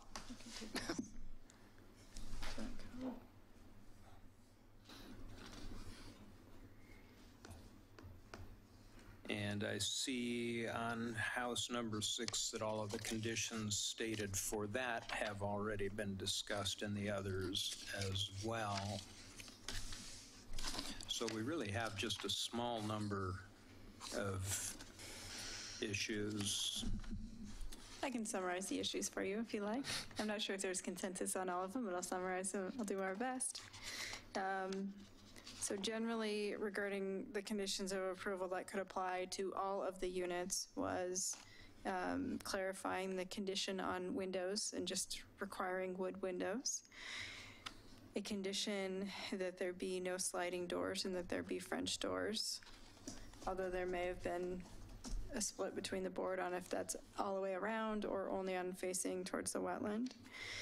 Then the condition that the second-story windows not exceed door height plus a transom of about 12 inches, and that the windows are rectangular or square in shape. A condition that there are no cutouts, and again, there seem to maybe not be a consensus, or maybe there is, on if that applies to all elevations of the building or not. A condition about the retaining wall, so clarifying the horizontal distance of 2 feet before you can step up 3.5 feet in front of the structures. On Lot 1, the specific concern was for a side yard setback adjacent to the Cassidy house. Lot 2, it was skylights not facing Miller Street. And we're double checking on the entrance for number 4, not Lot 4, but home 4. Okay. I mean, you said cutout. I don't know if you have the word roof cutout. Roof cutout, okay. We understand where we're going, so we Okay, can craft okay. things after, as Okay. long as you know, Okay. as long as we understand the context. So roof cutouts, thank you. I want to address the concerns that have been raised by the public tonight and in prior meetings.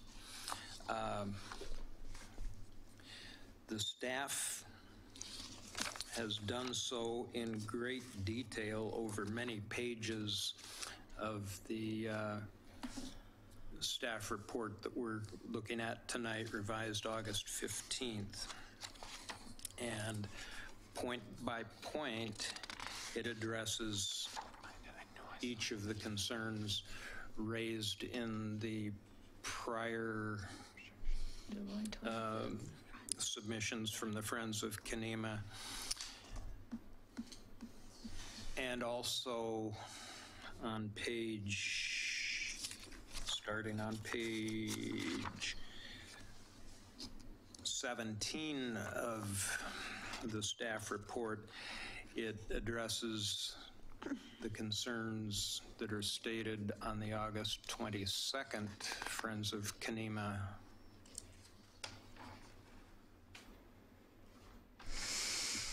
submission.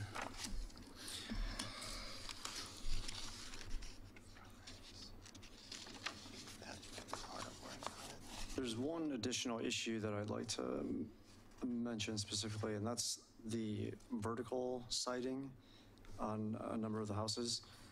It's difficult to ascertain from the renderings, but it's very narrow in several of these, and it gives a more modern feel, particularly so kind of like what you're seeing there in the upper right, and that's spread out on a number of the sides of a number of the houses. Generally, from the renderings, it's difficult to tell what the actual. So you would like to add a condition that the siding be of some horizontal. Lappers. To me, that seems most appropriate for the style. I'm not necessarily opposed to all forms of vertical siding, but what I see on the rendering is more modern than what I would normally think is appropriate. Just request that it be horizontal.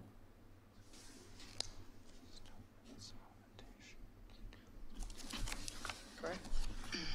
That would be one way that I would find acceptable. You know, it looks to me like you're trying to make it exactly a vernacular house. And I don't think that the design guidelines require that. They do not. And as a result, I don't feel that having vertical siding on the areas next to the wetlands is a problem. And that's the only place they are, and they were clearly delineated in the renderings that were submitted by the architect. That's not true. Yes, it is. There's a number of sides of the houses that have vertical siding. Some that are exposed to the street. No, they aren't exposed to the street. They're marked in green on one of the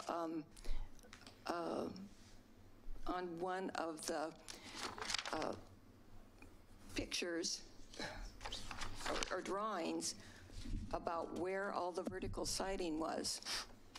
So I see vertical siding exposed to the street on house 4, on house 5, and on house 6, clearly, and that's just looking in the black and white. Is it a small amount next to the front door? Yeah, it's let's see.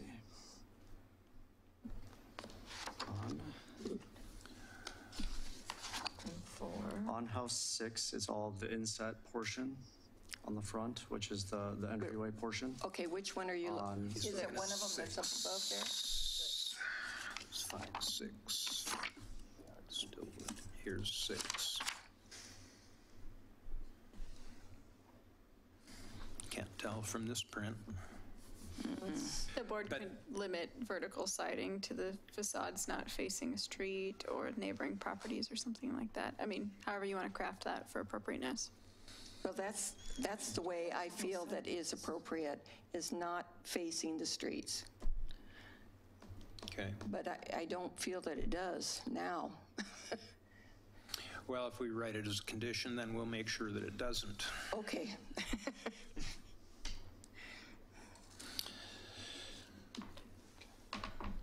Okay, and, may I just butt in here for a quick second? So that portion of what I was was trying to get to on item number, or house number 4 and number 5. So in the design guidelines, it talks about driveways, and I guess that's kind of open to interpretation a bit, but then it says oversized driveways. Notice what's not allowed: oversized driveways are located in the front of the main facade of the home. So I was taking that front entrance was the main facade, and then that driveway should not be there, or else either the house should. That is the way I originally interpreted it. I pictured a single house where you had a big driveway that was taking up the whole front yard and going across in front of the house. And the acceptable way was to have the driveway go along beside the house, not in front of it. Correct. In this sort of an adaptation, I'm not sure it's an issue. I don't know, it may not be an issue for the architect to adjust it slightly, but visually, I don't think it's an issue. It's not quite the same thing. I tend to agree.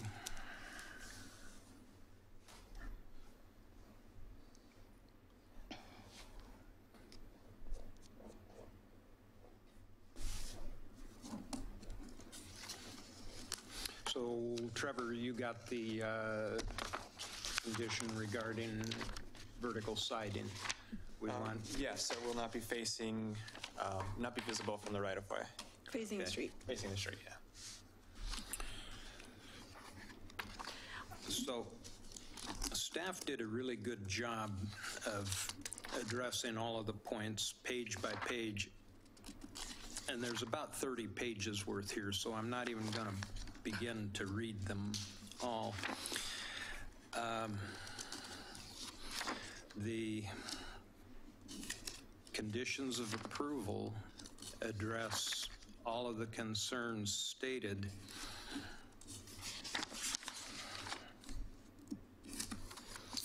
Until we get clear back to the discussions on page 51. And there are 2 concerns mentioned there that staff did not provide an answer for, and they are asking us to have these discussions. Would it be Dead center in the page, paragraph number 4 deals with parking lots, and the public input has been parking lots are incompatible with building guidelines for historic districts. The HRB has the obligation to evaluate the contextual design appropriateness of a parking lot feature within the area the applicant has proposed to develop.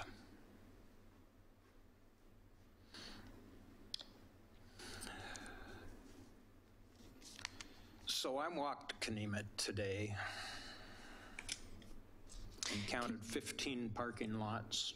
Can you tell us a little bit more about our walk, and so we can ask for the declaration? I walked the entire historic district and listed all of the parking lots that exist. 8 of the 15 are on residential properties, and 7 are on commercial properties, mostly down on McLaughlin.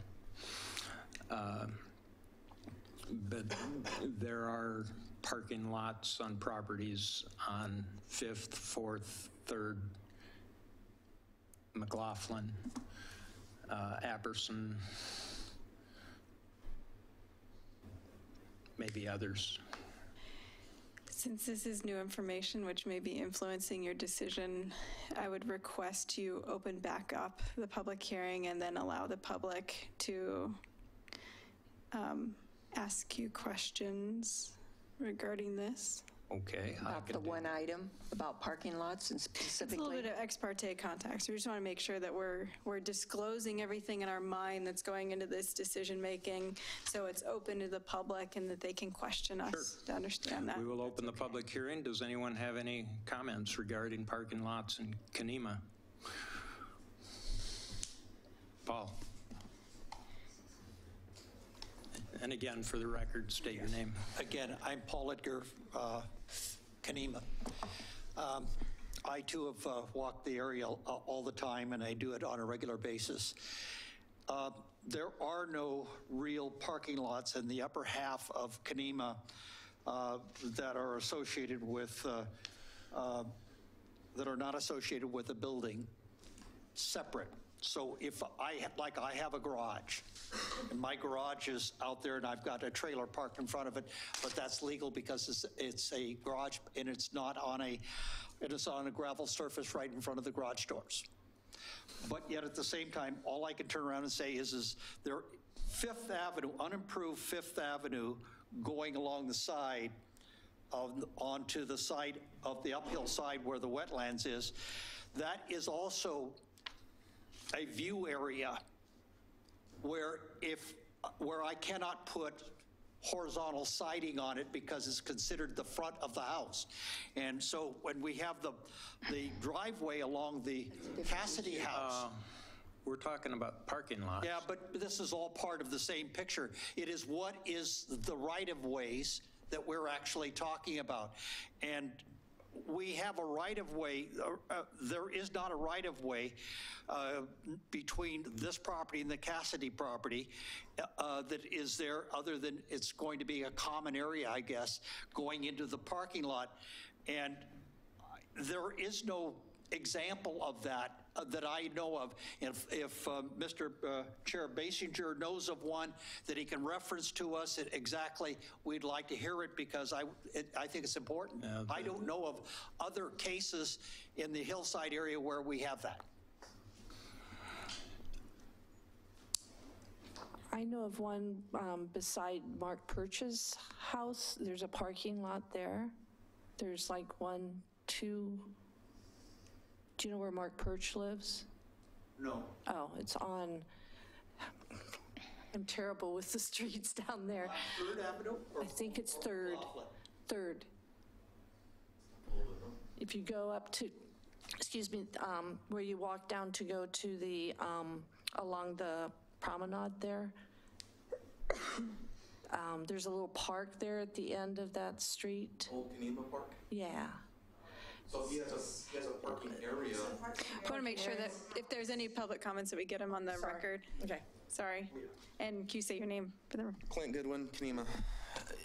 Any parking lots that are there now, I'm wondering what the board is I'm wondering, Ken, what you're defining as a parking lot, because my driveway can fit 4 or 5 cars. Does that make that my driveway a parking lot? Just because my driveway can hold that many cars doesn't make it a parking lot. What the area that you're concerned or bringing up, Claire, was this guy's space that he uses as a parking area. Same thing on 4th Avenue, Scott's house. Gravel area, they put the fence around. He has I don't know if you're trying to call that a parking lot, but that's his property where he parks his vehicles because he doesn't have a garage. He doesn't have a driveway. That's not a parking lot. Now, what he's putting up here, you could see plainly, there's delineal lines. I'm imagining they're painted and delineated. Okay. That's a parking lot. I would imagine there's even curb stops. Cars going into the residence. What you're suggesting is that there are no parking lots other than the new Kenema Park and the old Kenema Park. The definition that you're providing is that if it has stripes, it's a parking lot. If it doesn't have stripes, it's not. Stripes and 9, I think we're at 9 or 11. I don't know where, I don't see it on that. But 9 parking stalls is what we're looking at versus someone's area where they park in front of their home, or a driveway that can fit 4 cars. You're trying to make, it's apples and oranges. That's my comment. Well- That's where I live, and that's the truth of the matter. Your driveway did not appear on this list. I know, but why not? But- Why not? It could fit Well- 6 cars. Then why not make it a driveway? It's a driveway. Or a parking lot? Why is it a parking lot? It is a driveway. But I park cars there, so why isn't it a parking lot? And Chair Basinger, I'm not sure the I'm not trying to- argument. can I interrupt real quick? Chair Basinger, you have a list in front of you. Would you like to enter that into the record? Sure. But also maybe with a definition of what you were considering a parking lot. Yes, I would love to know the Yeah. definition.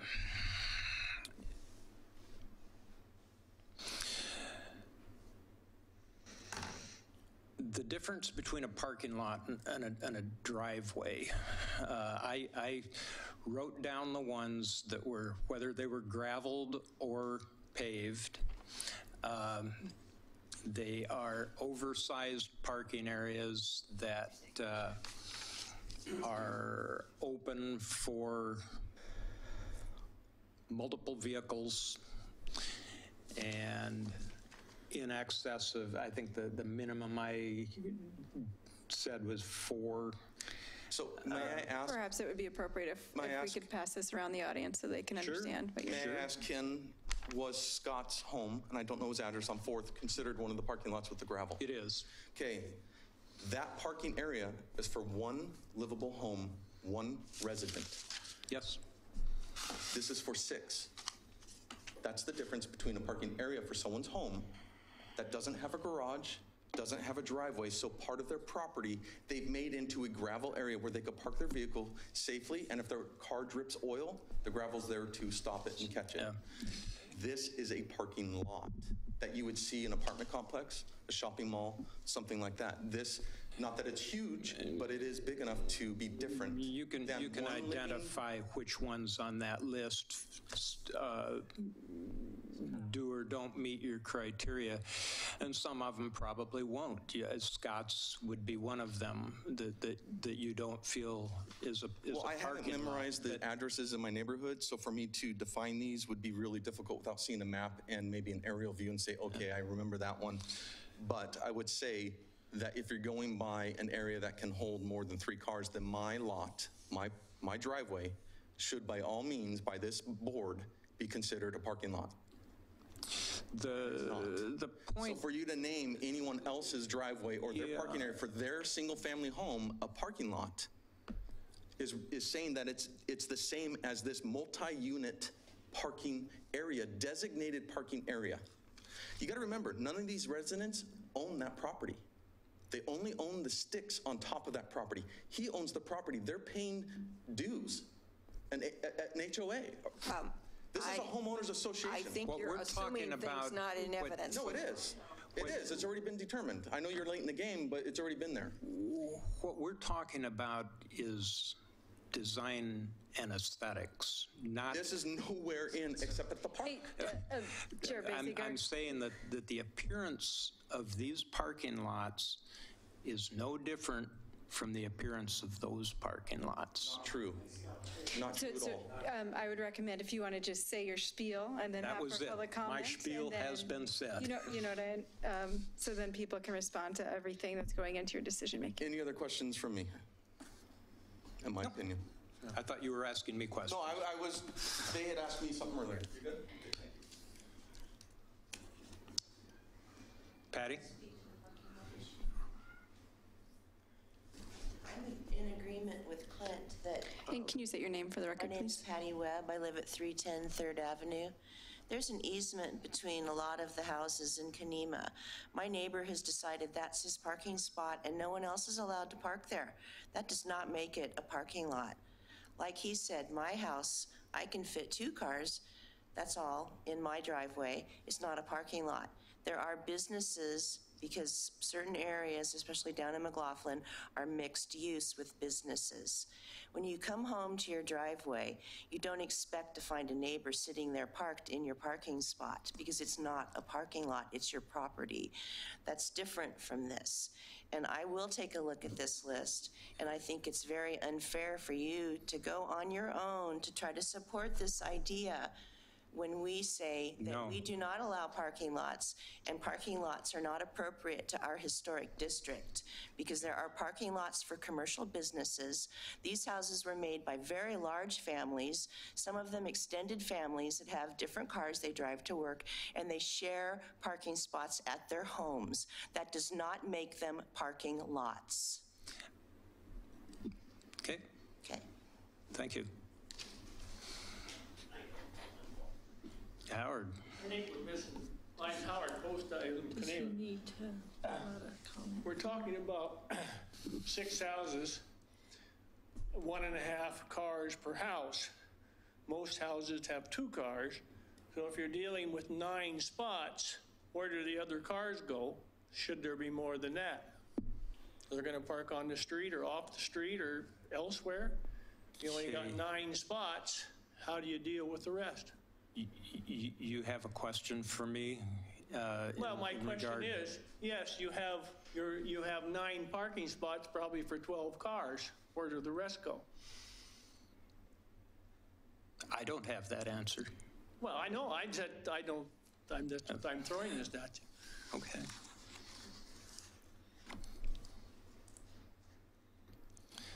So I do have a couple comments on the list, so I only saw it very briefly. Or you but- want to close or allow? Yeah, else? we'll close the public hearing at this point. But I do want to clarify one thing, and that is, I didn't go out to find out what would support or not support the application. I went out to see what the real situation is, because the comment was that parking lots are incompatible in the historic district, and parking lots exist, so they can't be incompatible. That was my point. So the design guidelines do clearly differentiate above and below Third Avenue. And so Yes. briefly looking at that list, most of those were off of McLaughlin in the mixed use area. So I don't feel it's appropriate at all to compare commercial parking lots for commercial businesses Mixed use. off of McLaughlin in the mixed use area to above Third Avenue. And that is why I differentiated. I listed which ones were residential and which ones were commercial. Okay, and so I'll have to look at that list again, but it appeared there were maybe 4 that you had listed above Third Avenue, Oh, probably, yeah, probably. which I would have to see them again. It's difficult to consider on that sort of at this stage without being able to actually see those items or parking lots, locations that you're listing. So the determination that we need to make here, and which staff has asked us to make, is evaluate the contextual guideline, design appropriateness of the parking lot feature. So what do we think of the parking lots? Chair Visner, can I request to? We've closed the public hearing. There's a page in our submittal that shows, that I think is very appropriate to this discussion, and it may help the board in their deliberation of this. Discussion back open? Can we limit the chatter from the audience? So Trevor can probably tell you about what is in the record regarding parking lots, and that may be of use. Perfect. Yes, the applicant did submit for what you will, like a Kenema neighborhood study. And within that neighborhood study, there are several pages referencing parking lots within Kenema and talking about how his proposal ties back to those parking lots that are in Kenema already. That is within the agenda packet. It should be somewhere in there. And it kind of looks around the neighborhood and makes those comparisons. So. Is that in his, do you know if it's in his submittal or in his previous submittal? It should, It's in the submittal. should be in the Submittal. middle. Yeah, I'll open it here and tell you exactly where it is. It's a large application. So Yeah. some of the concerns that I've heard are that there ought to be more parking spaces, which is an argument that's fundamentally contrary to the argument that we shouldn't have parking lots. And we need to figure out just how,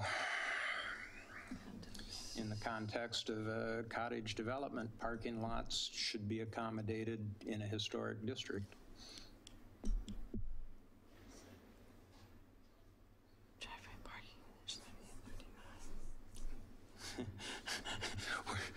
We're going crazy with our tablets here. Well, yeah. Yeah. You found something? No. No. I did note that in the description of the parking lot, it was to be a flow-through material for water. Yes. So it's not asphalt or concrete. Permeable surface. So the question before the Historic Review Board is the design proposed historically appropriate in context? I feel that it is. And I go back to the overall use of having 6 homes that all blend with the area but are not like it, and that provide something that the Kenema neighborhood does not have, and it causes development of an area that is needs to be rehabilitated, which is the lots in question as well as the wetlands. So I think it's an overall win-win for the neighborhood. If you have those homes that are going to fit around a wetlands, you have to have some place for them to park. It is appropriate for it to be on site instead of on the street. And they have accommodated that. Here you go, if you want to pass it around. Okay. Here in the application is, and I think Grant, I see it on your tablet right there, Grant. But that's what the applicant's. 30, yeah, page 38 on the. Mine froze. So is the design of the proposal in general, which includes parking lots, appropriate? Yes, with the design in general, you have to have place for them to park. Where they've got the parking is appropriate. That's down.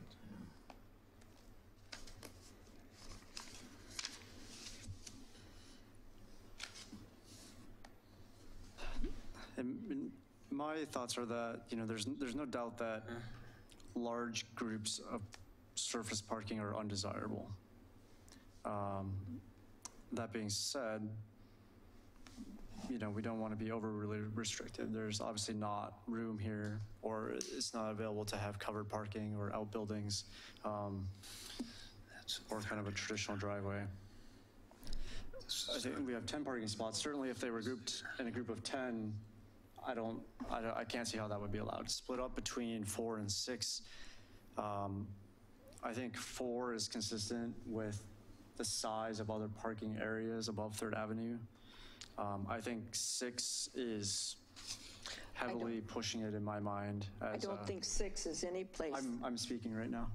Yes. So I think 6 spots in one group is heavily pushing a density of surface parking beyond what I've really seen above 4th Avenue. Now, I haven't, had a chance to visit all the sites that Ken listed, so maybe I'm not thinking of something. So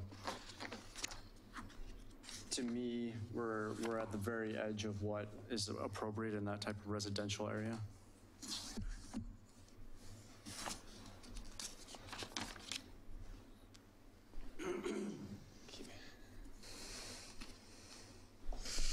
Did you all have a chance to see? Okay. Okay. For the audience, we're looking at page 38 of the applicant submittal.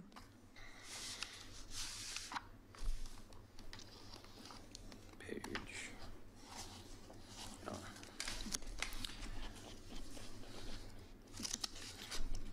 Any further discussions on parking? The big question is the setbacks. The application hinges, I think, on whether or not God, where was that? the zero setbacks should be allowed. Preservation incentives on houses 1, 5, and 6.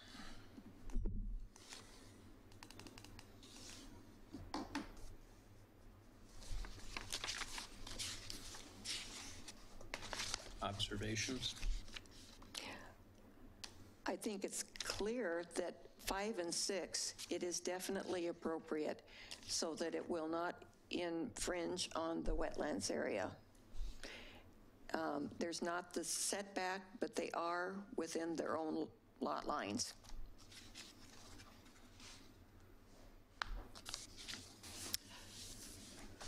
I would add to that because of the undeveloped right-of-way in front of those houses, it provides a mitigation for the lack of a setback there from a visual standpoint.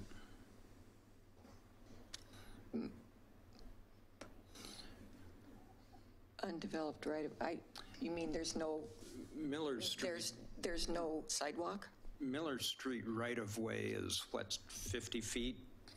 I think they're all 50-foot right-of-ways, but the street itself is only 25 feet wide. Something like that. There's big trees growing in the Miller Street right-of-way at Fifth Avenue.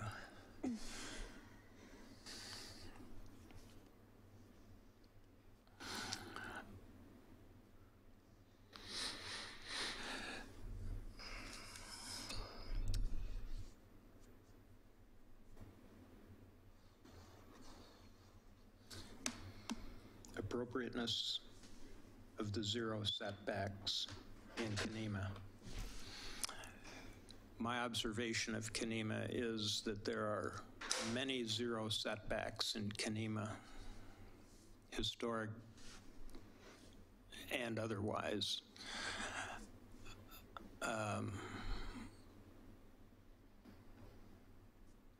Part of that, I think, has to do with the basic challenges of the topography, which certainly is the reason that these setbacks,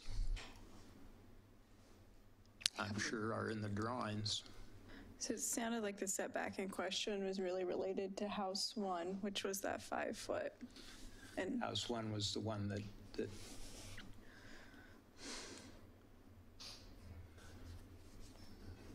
Grant? Yeah, our previous findings were pretty clear that in my personal opinion, was that I wouldn't approve any preservation incentives, particularly against against the Cassidy House. So I felt that had a detrimental impact to the historic context of the neighborhood. Against Miller Street, I don't have as much problem with that. However, I do find it somewhat concerning that combining the cottage housing code with the preservation incentives is sort of using multiple tools to increase the amount of dwellings or the space that's on a constrained lot. So,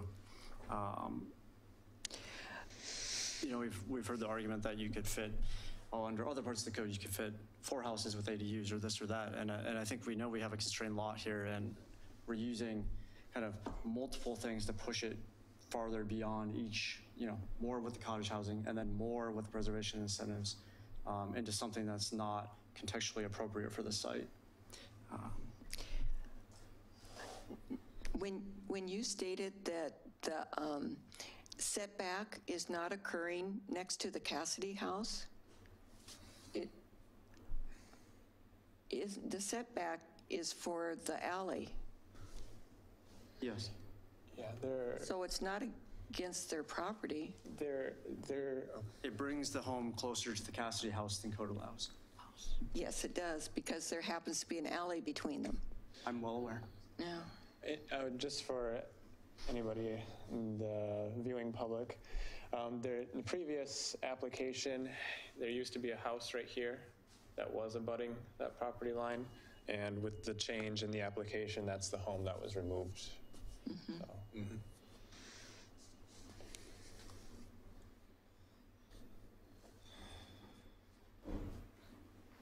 Well, one thing that we haven't really addressed tonight is the massing. You know, I know he lowered it from 7 to 6. Do we think that 6 is still, you know, appropriate? Especially with which in a way addresses also the setbacks and because I still have a feeling of quite a strong opinion that for the limitations on the property, everything, that 6 are still too many. That's just my humble opinion. In our earlier hearings on the first application, May or June, we talked more about. We talked about the density, and we asked the applicant to consider reducing the number from 7 to 6, which he complied with, and I think we have to be as good as our word. I don't think we can present a moving target.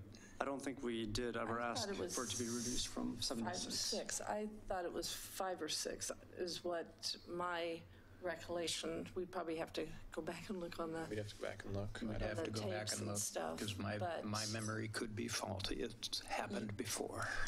Your goal is to just look at the historic appropriateness. I don't Not the know not how the relevant. density. Which does include density. So I don't know how relevant it is, what was exactly the numbers at the last one. Yeah. This was staff's understanding was that 6 would be okay, but you didn't make a decision. You're not bound to anything. This is a different application, right? Oh, right. Well, certainly when you walk 3rd Avenue, you get this higher sense of density there than you do up on 4th.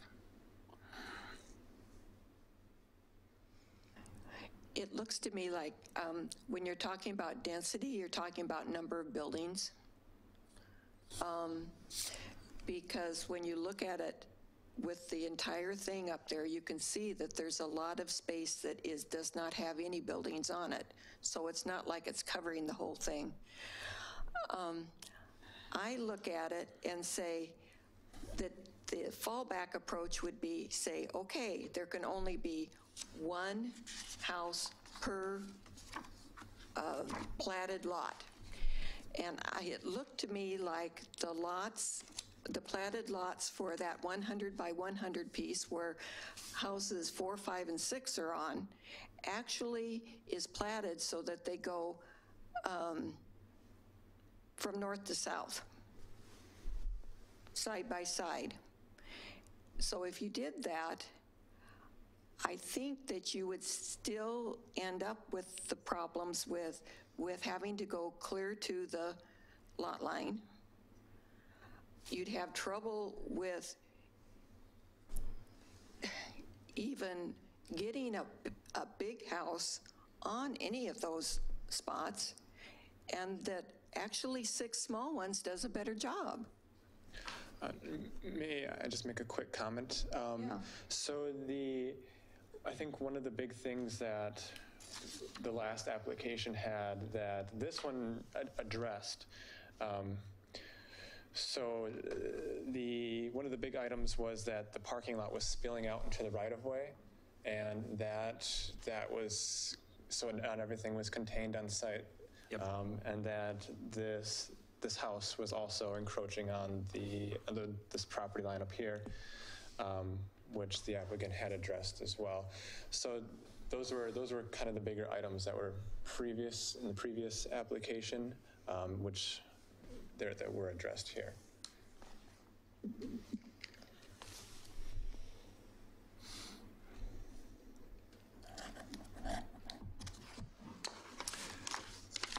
Well, we've gone through the conditions of approval staff recommended for the 6 houses, and we've added some conditions of approval that we would require.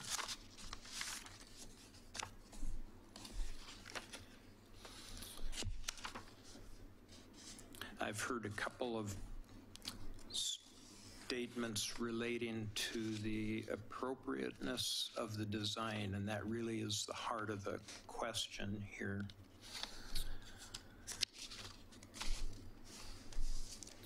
The appropriateness, given the requirements that we've stated as conditions of approval, does that result in a overall compatibility with the neighborhood? That's the question at hand.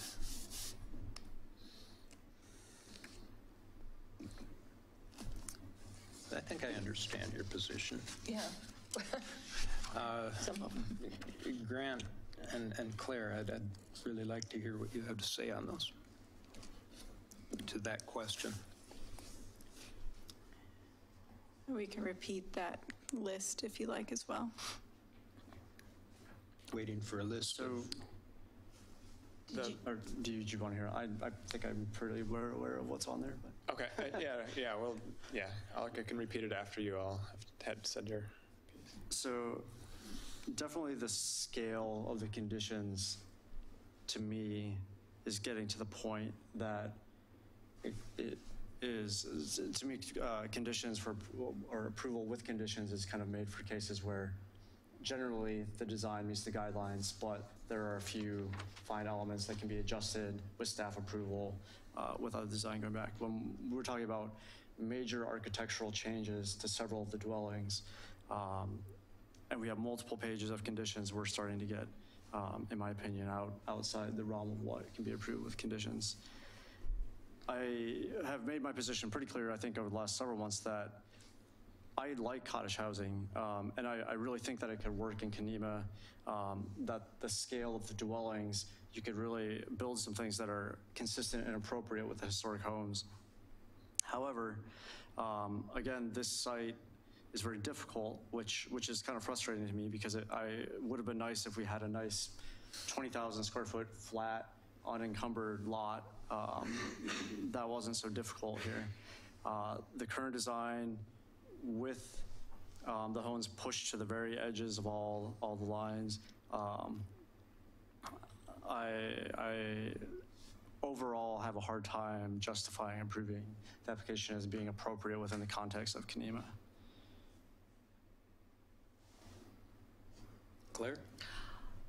I think what he just, I mean, that's really of what my opinion is too. I think, and I stated it earlier, I think that the cottage house concept is great, but to use this as the first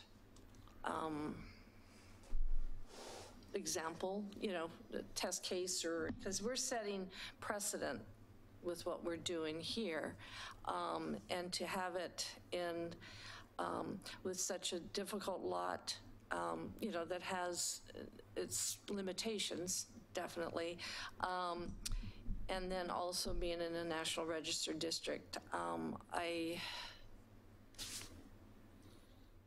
just, it's a bridge too far, I think, for me. Can I add one legally thing? So we have a list of conditions of approval. If it's the board's concern that you can't picture what it would look like with this list because the list is too long, then perhaps you can give the applicant an opportunity to draw it out or something like that and come back if you wanted to reopen things. Other than that, if you can condition it, you ought to condition it. If you deny it, you can deny it too, but you have to argue why the conditions won't be feasible. Right. And so I heard a little bit of the list is getting long, and the size of the list shouldn't matter. I mean, it's also 6 homes, so Right. that's, So I mean, you have a lot of right. repetition there. So I think it's 2 different questions. One is, can you imagine what it would look like with that list of conditions, or do you need more information to imagine what it would look like? Or if you don't want to approve it, You need to have. then that's fine. Staff has to come up with a recommendation that says that with findings that The findings. that state why, right, and using the criteria. So we are here to support you either way, but just that context of if you can condition it, you ought to. If you don't think that you can condition it because you don't have enough information to condition that or something like that, it's a slightly different story. One thing because you said because the condition lists are so long, I would like to see them come back so that we have a full, because this is very, so multi-layered, that they should have, and if they can come back with drawings. Would you like me to? Reflecting that? Would you like me to read you what you've added to this, just so we all have the clear idea? Please. Okay. Okay. So, house number 1 would be side setback should not receive preservation incentives. House number 2, no skylights facing Miller, and then in general, remove requirements for facing parking lot. Windows shall be wood. No sliding doors, all French doors. Second story windows not exceeding door height plus a 12 or a 1 foot transom, and windows must be rectangular or square. No roof cutouts. Clarify the retaining wall. So adding that in front of the home and that spacing, and then no vertical siding facing the street.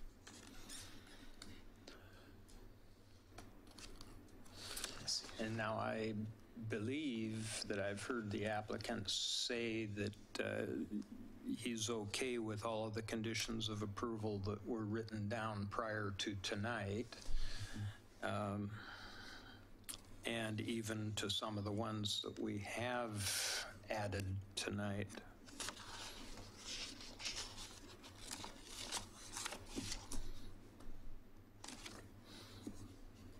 Except in the one dealing with setbacks.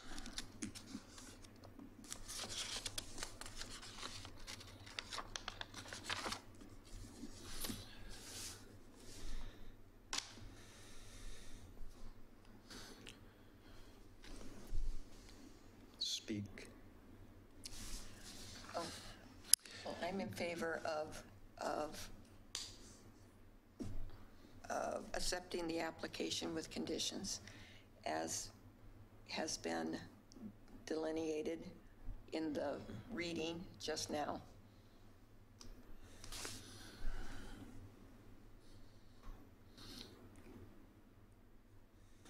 And earlier you were prepared to put that in the form of a motion.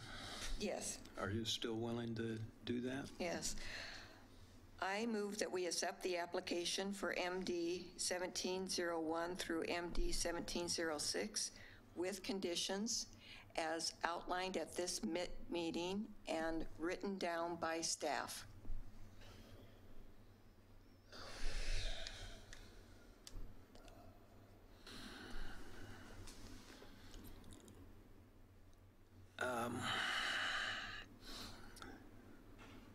From what I've heard from Claire and Grant, I don't see a second to that motion coming from you. I will second the motion because I feel the need to bring this to a vote. So you need a majority to be approved. If you don't have a majority, it's not approved. We need a staff report that supports whatever decision you make, even if it's not approval. Okay. So your So May need a second. with two members already. Would you like to continue and allow, think we- or I think- open the hearing back up to allow the applicant to provide additional information and come back next time?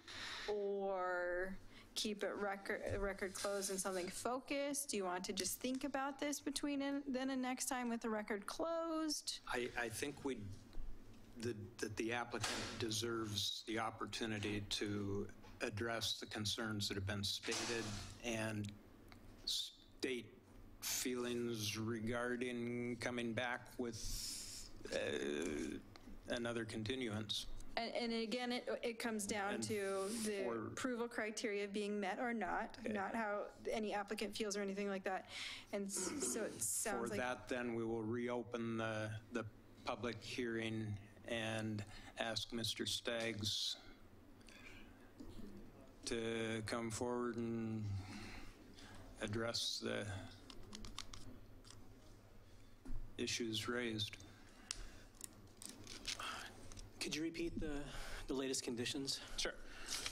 So everything that's kind of been said or that you've seen before, and then with house number 1, side setback shall not receive preservation incentive.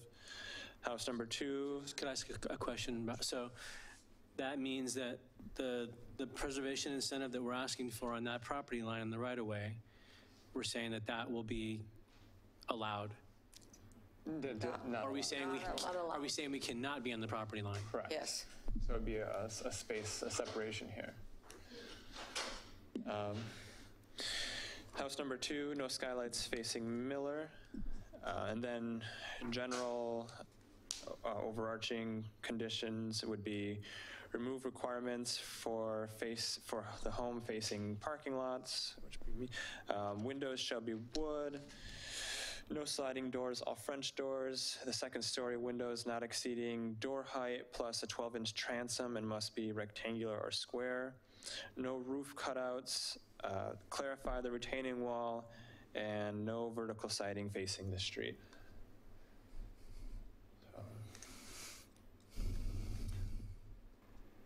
Can you meet those conditions? The first one's going to be hard. And I don't, when I was listening to the discussion now, I don't feel like there was enough conversation about that. I heard different opinions on the board about that particular issue. And I think the fact that it's on a right-of-way, the visual and physical impact to the Cassidy House, I don't think is there. So about the alley right-of-way. Right, the right-of-way between our property and the Cassidy House.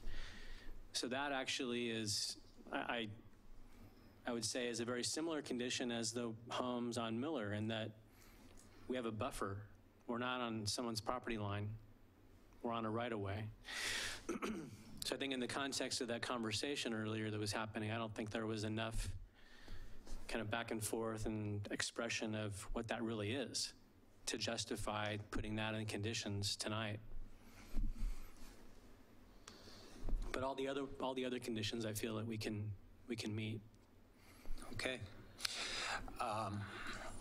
Regarding the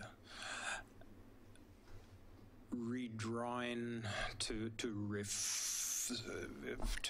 reflect the conditions on the, other than the setback condition on house 1, is it reasonable for us to ask you to do that? Yeah, I think that's a pretty simple request. Okay. I mean, we can make those adjustments. I think that would be a easily. big help, not just to us, but to the neighborhood as well, in visualizing what the outcome will be.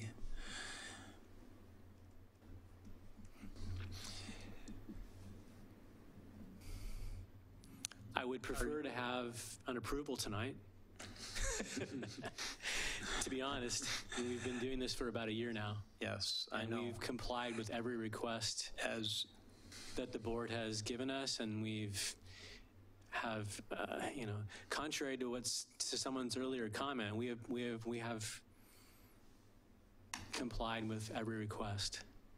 And I'm beginning to feel a little bit like the discussions that we're having in the hearings and hearing a kind of consensus with everyone. And now we're kind of going back on those discussions and we're saying, wait a minute, we're going to do something else. It's starting to feel a little bit like that. I understand.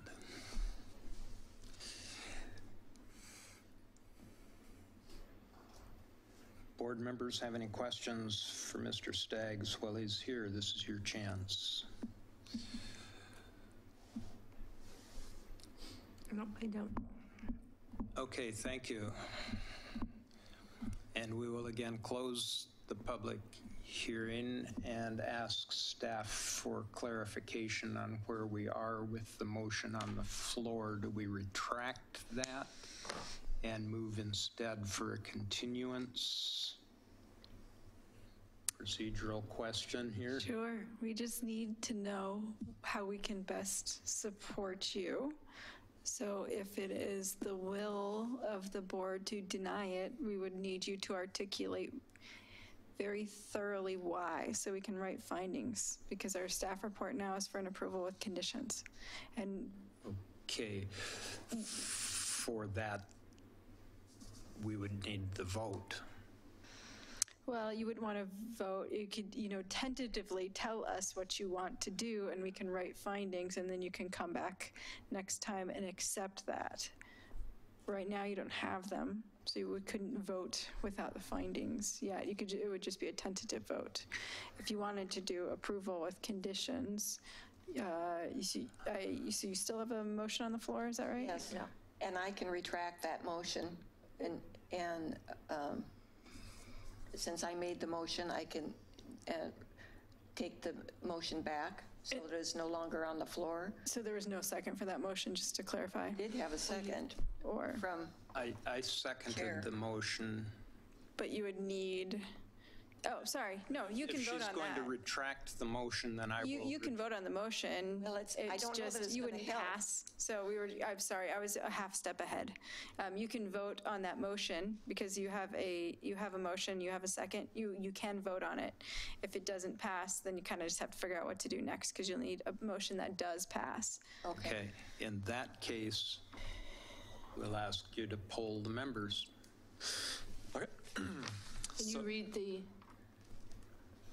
Can you read the motion, since we've... Yes.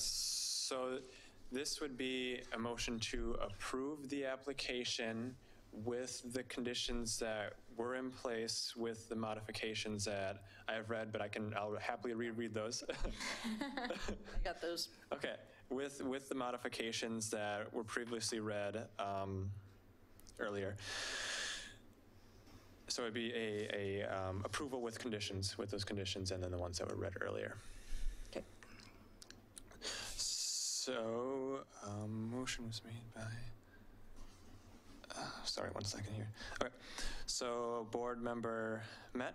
No. Board Member Mann? Yes. Board Member Blythe? No. And Chair Basinger? Yes. Okay, so it is So now we're stuck with the impasse and the necessity to continue to the next meeting, I believe. Yeah, you can keep the record closed or open it, it's up to you, and have another meeting where you'll have another person. Yes, that's Or You to find do, the and complete findings, or the... yeah, we can come back with a revised staff report. yeah, I'll work on revising this.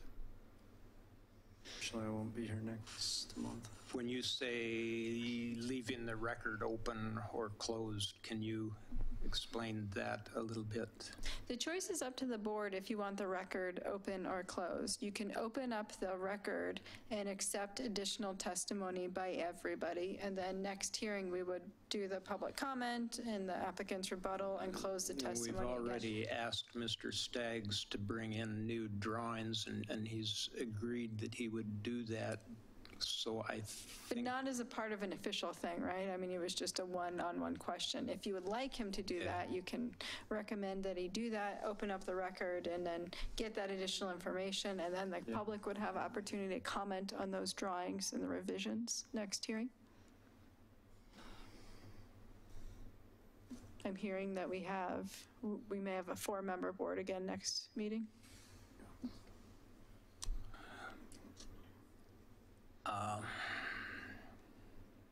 I'll be here.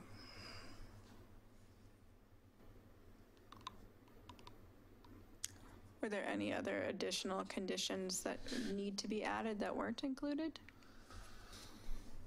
no, I don't think so. I don't think anyone suggested any. I do agree with Mr. Staggs that we didn't fully vet the question of the setback on house number 1.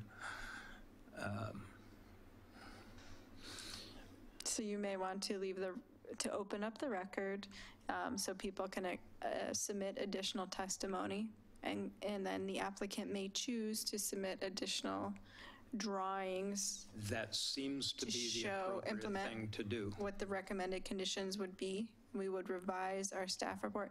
I just need to know if I need to come back with 2 staff reports, 1 staff report. How many, do I need a denial and an approval? If I need a denial, I need greater articulation on why we're denying.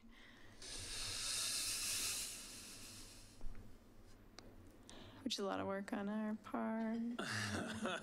It's hard for me to give you reasons for denial since I'm in favor of approving, so I think it would have to come from someone else. Right.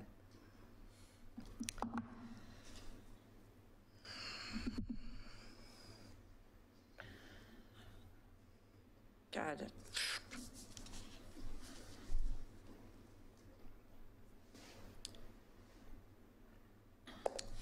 Hold on, just. We may want to ask the applicant for continuance to the 120 if we're extending as well. Say that again. If we're going to continue the hearing, we may want to ask the applicant for continuance of the 120-day date. Do have 120 days to issue a final city decision. That has been extended throughout this time, I think. I'm not totally sure, but that would be your decision plus an appeal for city commission. It has to be done within a certain time frame. So if we extend it, we want to make sure that we have enough coverage within that time to make a final city decision. So, because this is a new application, I'd say probably close to halfway through right now. So you have to have enough time for you to make a decision, 2 weeks to pass, and someone to submit an appeal for that decision, and then us to write a staff report on the appeal and it to go before the city commission within 120 days, and we're in the halfway mark. Good. So if you extend it longer, it would be good to get a continuance of the 120-day date from the applicant, so we have the same amount of time to move forward. Particularly if you're doing moving in the direction of approval I of can't conditions. make that decision for Mr. Staggs.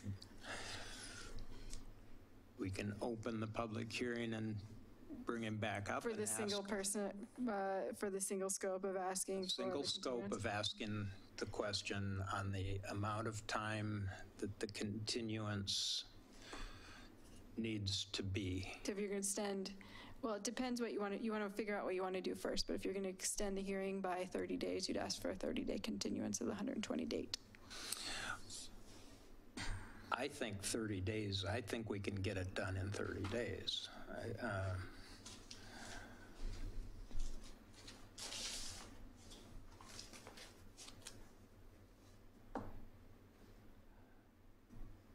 I just don't think it's good for the community to keep stretching this out and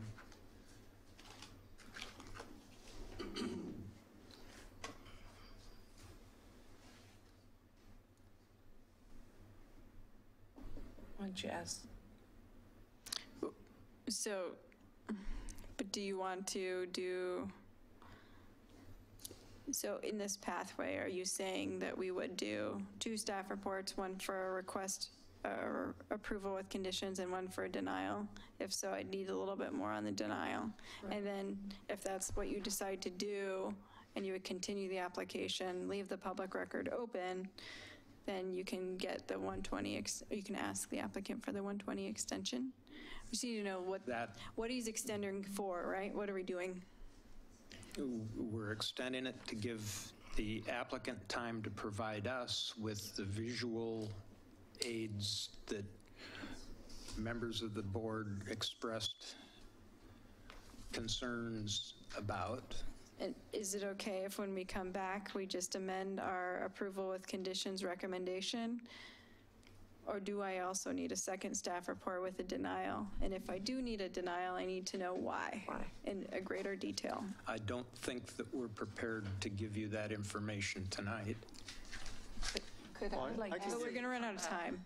I mean, I can give some fairly clear comments on my position. Okay. So I think that with conditions, I still have some, very minor things. I don't think we've given the individual homes the level of scrutiny that we give most applications. However, those minor architectural issues aside, the main issues to me are the siting and the context. So of the buildable area on this application, with the exception of this kind of small block on the internal part, almost 100% of it is covered either by driveway, parking, or the homes. So the siting and specifically what I would term the crowding, because it's not a density in a matter of homes per square foot, but a crowding of the dwellings against each other and against the existing homes, to me, is out of context with the neighborhood. Looking at that overall, I feel it provides is a unsatisfactory overall impact on the historic characteristics of the neighborhood.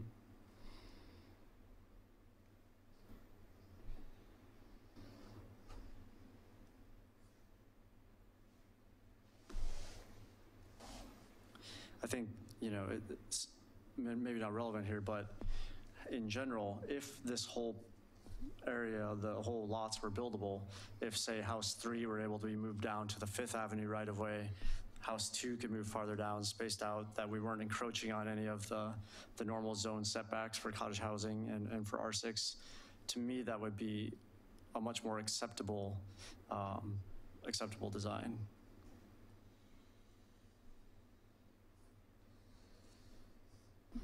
But I don't think the current or the topography and the wetlands allow for that type of design or spacing in this case.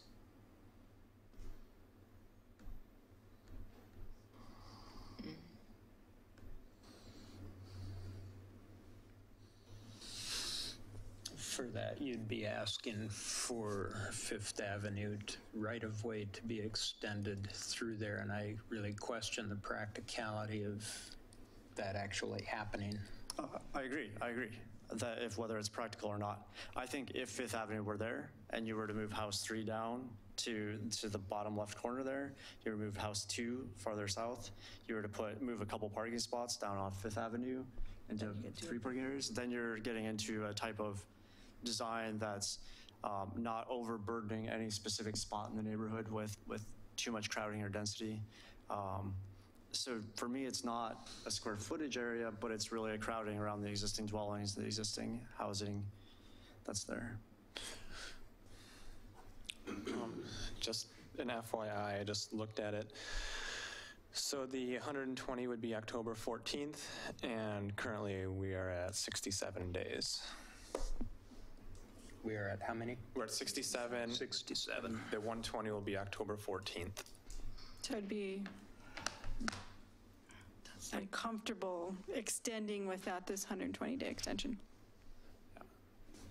Because say you come back on August, 26th, it's not a lot of time between August 26th and October 14th.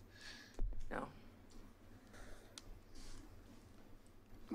We're already in August. I mean September. Yeah, September. Had me. September and October. it's 2 weeks-ish. Your recommendation on that?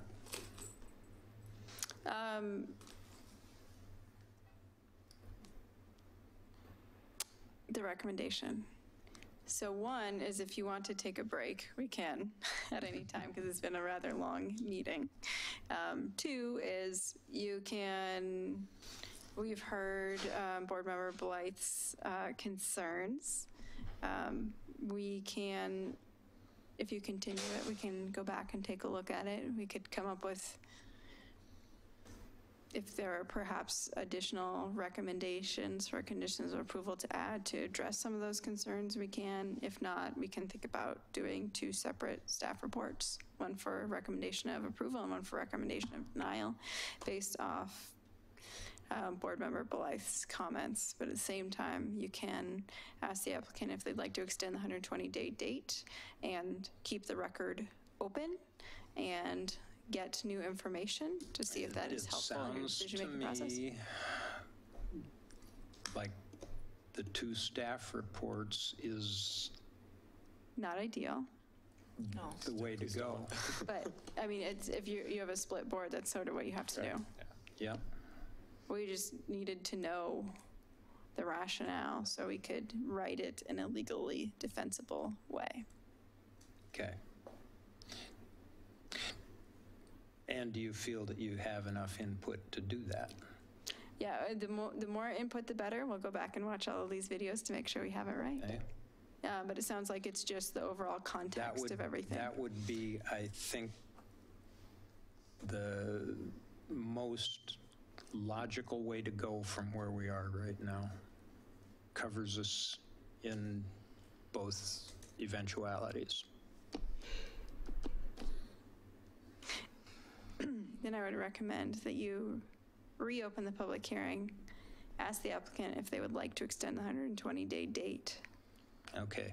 And then you can request that they 30 submit new days, is that information, what but you can't require them. By 30 days, is that what you, Yeah, for extending things a month. okay. So we will reopen the public hearing and ask Mr. Staggs to again come up and answer that question if you understood it. Do you want to extend the 120-day cycle on the application by another 30 days? You'll have to come up to the mic to. Honestly, I'm not crystal clear on what's happening right now, So, to be honest. I'm not crystal clear on, I'm hearing about half of what's happening right now, so. Okay. The board is split, and in those circumstances, the option that seems to best suit the occasion is for staff to write 2 staff reports, one that provides the reason and rationale behind the denial, and one that writes the conditions for approval. When we actually conduct the vote, if a majority rules one way or the other, then the appropriate staff report would be the one that we would follow. I think the key component of that too is that the public comment period would be open, and so we would receive additional information, including opportunities for you to provide the revised designs with those conditions that they identified for their consideration. Right, so if they could picture the conditions, or if you want to amend your report in some way to address the concerns that they've identified, both the public as well as the applicant would have the opportunity to comment. I see. I think I need to understand better. It would appear to me from where I'm sitting and what I'm hearing that the current conditions of approval that we've been discussing tonight would not meet Mr. Blythe's concerns. So even if I go and redraw everything and make all those conditions in a drawing that shows those conditions, he has concerns that are beyond those conditions. Is that correct? That's correct. And could we repeat those concerns again? I can only hear half of what was happening earlier.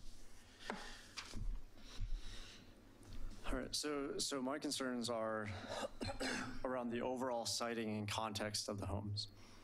I think that individually, the designs of the homes with the conditions that we've listed are pretty much just a state that they're acceptable in my mind. However, what I've kind of termed the crowding of the homes, I find to be detrimental to the historic characteristics of the neighborhood. So I think that from a square footage standpoint, I think that these 6 houses and their current layouts would be acceptable for 20,000 square feet total. However, because they're pushed all the way up and out because of the wetland, I feel that they crowd the Cassidy house and the house to the west in an inappropriate manner from a siting and context.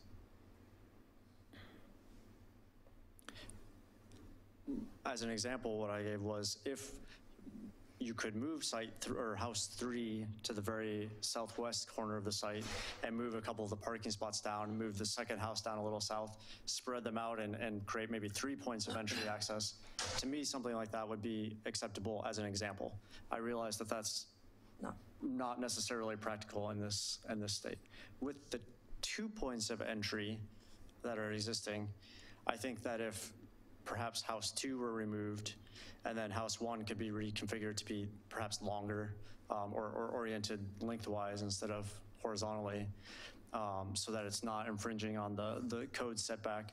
I think that would be acceptable in my mind. So overall, I think that the crowding of the homes against the right-of-way access points and against the existing structures is too great right now. So that same logic would follow with houses 4, 5, and 6 as well.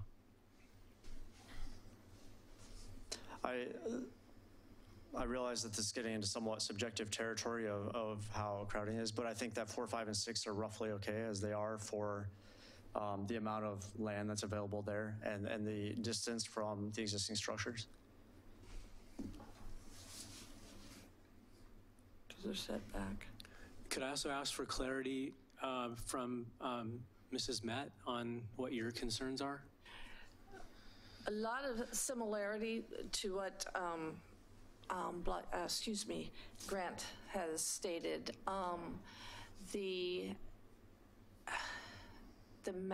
Not the massing, but the siting.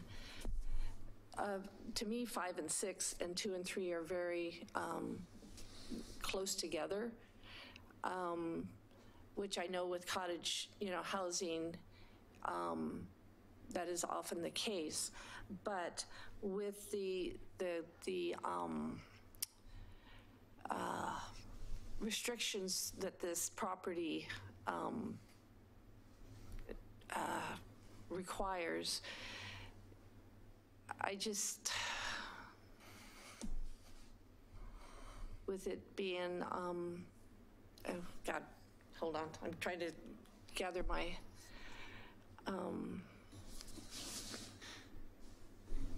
should have written it down. Just with the massing that it has and right up against the wetlands like that. And it's just for the historic historic district, I just don't think it's appropriate. But I also agree with Grant in that I think a lot of the conditions that we've set have satisfied a lot of my concerns about the architectural detailing. I'm not say that right, but.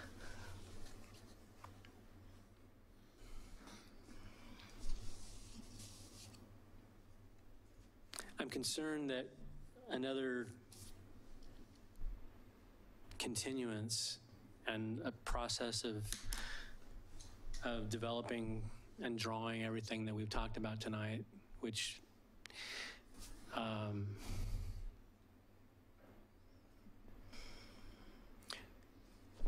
the short answer to the question about the 30-day continuance is we would be, that would be acceptable. But when I listen to Mr. Blythe and Mrs. Met about their concerns, I'm questioning, because it sounds like the direction they're going is basically we're eliminating another house in order for this to work. To move house number 3 to the southwest corner is not feasible because it crosses over the wetland and it impedes on the wetland, and we can't build it because you can't drive a truck over the wetland. And we're going to have a concrete truck there pouring concrete someday. So that's not feasible.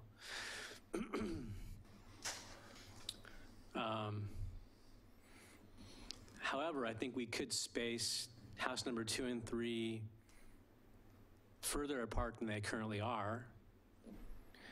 Right now, we're abiding by the cottage home guidelines of spacing between cottages, which is the city code for spacing between cottages.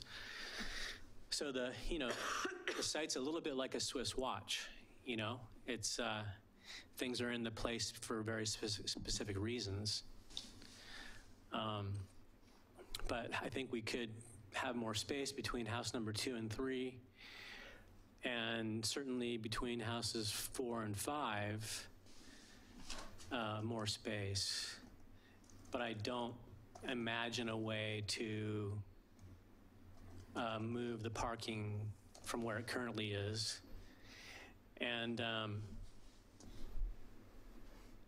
so we're starting to kind of get into a design exercise here, during the hearing, and we probably don't want to do that. So I guess the answer to the question about a continuance for 30 days is yes, I would be willing to do that with very, very clear direction on what I need to come back with in order to achieve approval. Okay. That's a reasonable request. Can we provide that?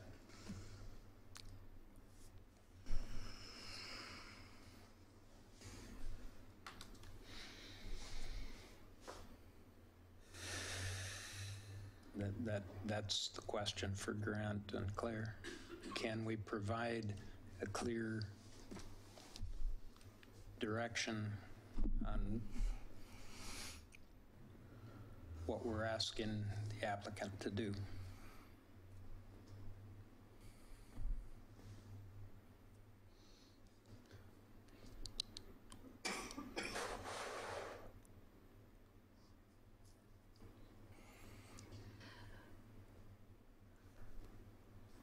On house 4, to the left of it, there's that open area, and on the diagram on page 7 shows there's a bunch of trees there, and I'm not sure if those are existing. I mean, is there a reason why it can't be moved over further? I guess it because the wetland juts up there. Any trees shown there between house number 4 and the on the property there is new. There are no trees there now. Okay, that's right. There isn't. Okay. So yes, we can adjust the position of house number 4 more towards the west, but it would bring it closer to the property line. Yeah. To the Cassidy house, which is sort of why it's where it's at.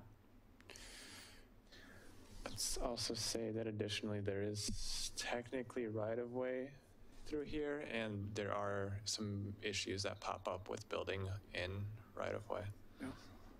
Oh, yeah. Even though, yeah, but there are technically issues with it.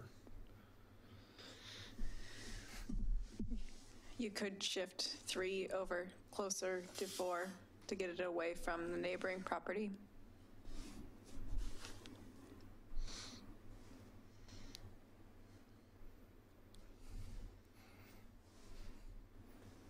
With the exception of houses 5 and 6 and 1, the houses are all within the underlying, the zoning setbacks. And remember, too, that in Kenema, we have a lot of conditions where there are houses right on the property line in many, many areas. That is true.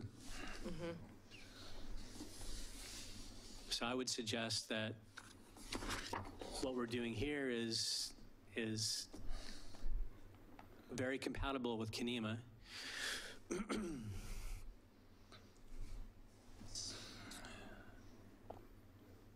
So I'm going to ask again,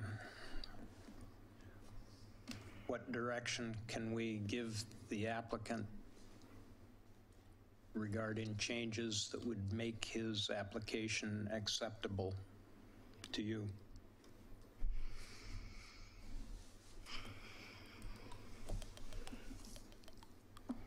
There's really not. Well, given that it sounds like there's no practical way to Move them. to add access from the Fifth Avenue right away, or to move any structure onto that side, so that's out. The structures being any smaller would not be desirable from a livability standpoint or from a design standpoint. To me, that leaves removing a structure. I think that removing one and then reducing of the parking would give spacing, better context, better sighting. I think 5 could be approved.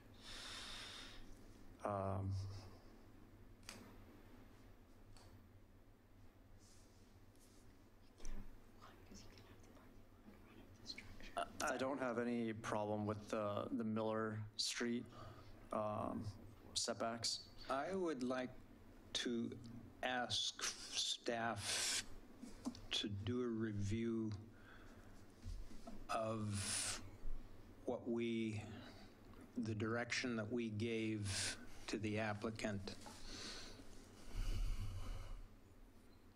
last time we went through this same exercise, specifically regarding the number of cottages. Because my memory is that we said reduce it from 7 to 6.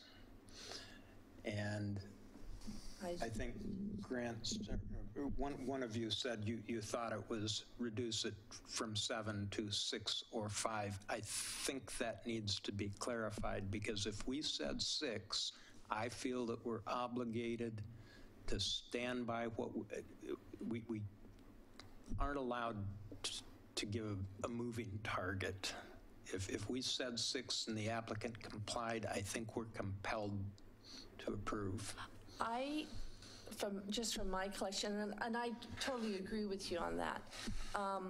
From what my memory of it is, and that's why we have tapes, thank God, is that we asked them to reduce, just reduce the number of structures of cottages. Because when we came back to the subsequent meeting, when I saw 6, I thought, oh, he only got rid of 1. Okay. So I think before we can provide you with the definitive direction that you need tonight, we need to answer that question, because if we already gave that direction, I think we have to stand by it. You never voted on it, actually. You were going towards denial when it was 7 homes, and the parking lots were in the right-of-way. And you said collectively that's too much.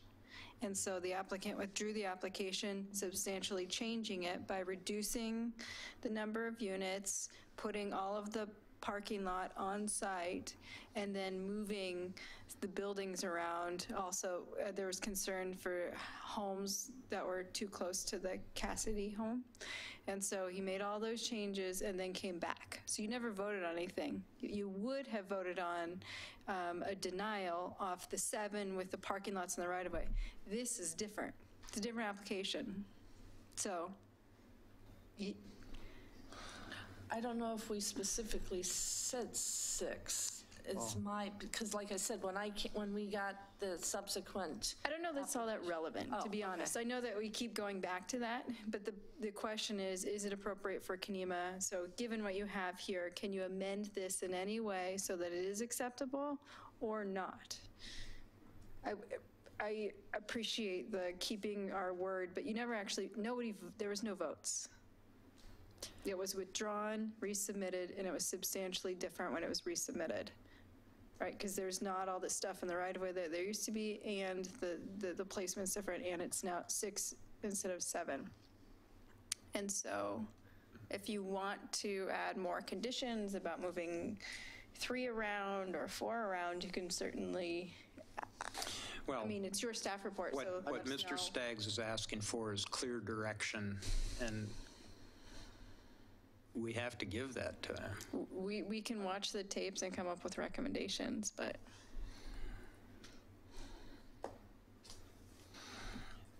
He wants to come back here next month with an application that satisfies the members who are not in support of this And I design. appreciate that, but also, it's part of our charge to, it may be a denial. You don't know.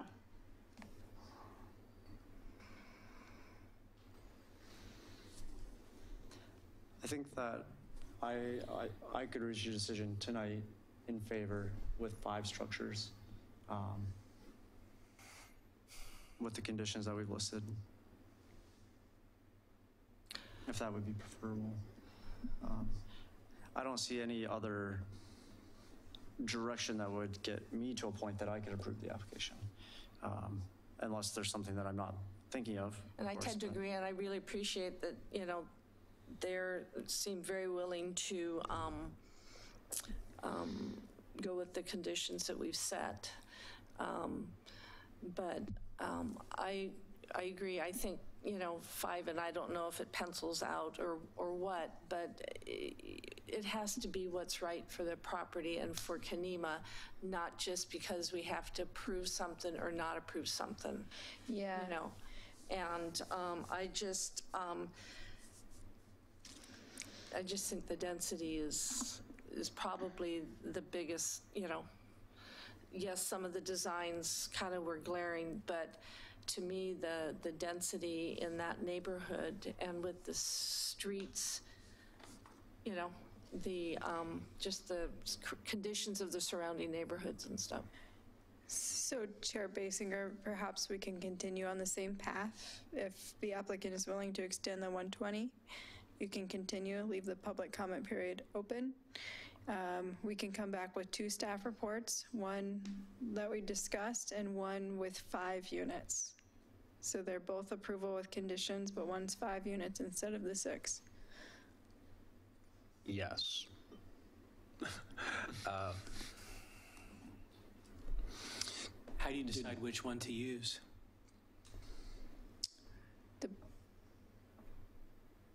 Can I answer? Or- I'm sorry. The board would accept the public comments that come in between now and then. We would go through this again, and the members would take all of that information into consideration and make a decision next month. And you'd have a staff report reflecting either one.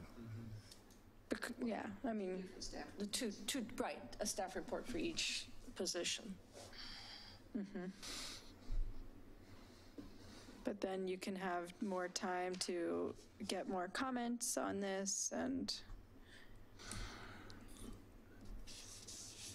So, Mr. Staggs, Could I make one comment first? Sure. Just really, sorry. And I'd like to, if you look at the drawings, and I don't have it in front of me, but we've done some 3-dimensional perspective views that are in the package. One particular one on 4th, showing the house in its context.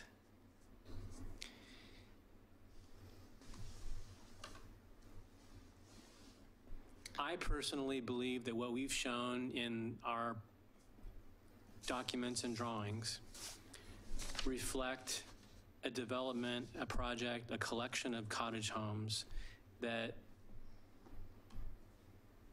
if you combine the homes, the landscaping, and look at it in the context, it is very compatible with Kenema.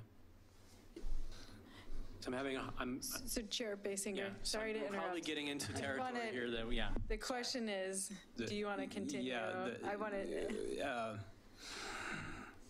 Sorry. I just wanted to make sure that the board had question for seen all the you drawings and actually is- read everything and seen everything. Yes, So, I have. The question for you, though, is do you want to extend the 120-day date. 120-day period, the continuance for 30 days on the hearing, keep the public record open so that you can return with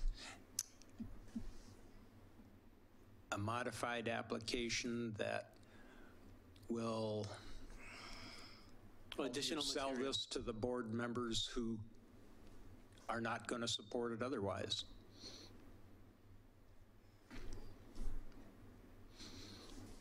I don't think I have a choice whether or not to continue, so, and we really can't make a decision tonight anyways, right? Because we don't have. That's correct.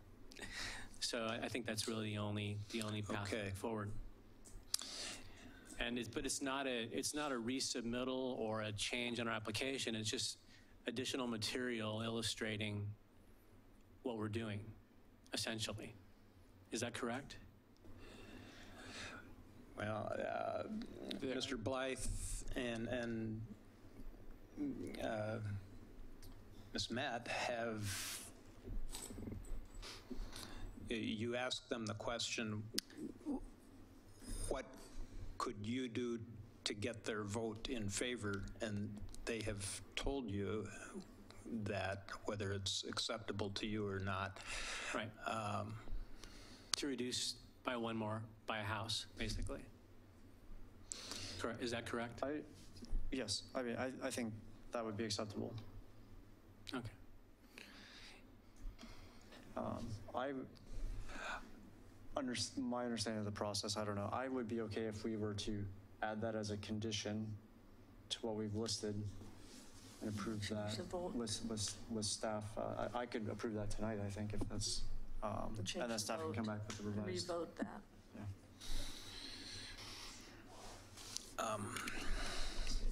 I think we've answered the question that Mr. Turway had about the continuance and the extension of the 120-day time period. And so at this point, we can close the public hearing again. And that would give Mr. Blythe the opportunity perhaps to make a motion with what you just stated.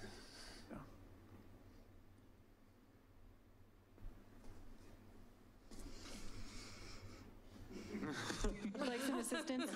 All right. So it sounds like the motion is for approval of MD 1701 through MD 1706 with the conditions of approval Trevor has already listed tonight, as well as an additional condition of approval, which would reduce the overall number of homes on the site to 5. No, may I get specific with this as well? Is there a specific home that you want?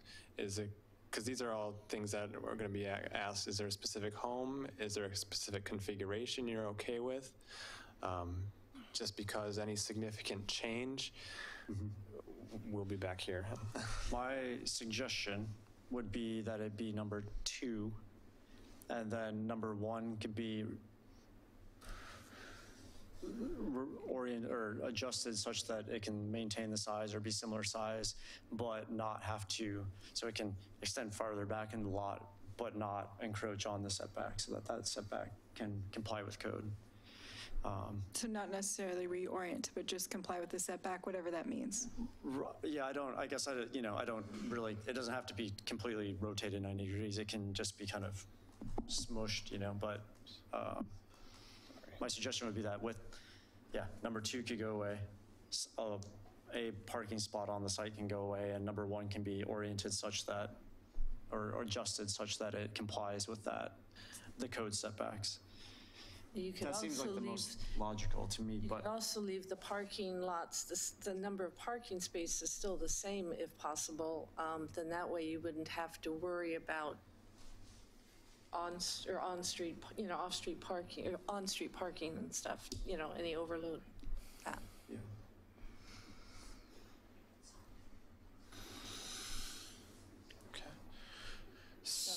Was that you? Yeah, that was my motion? question. No, I'm not making any motion.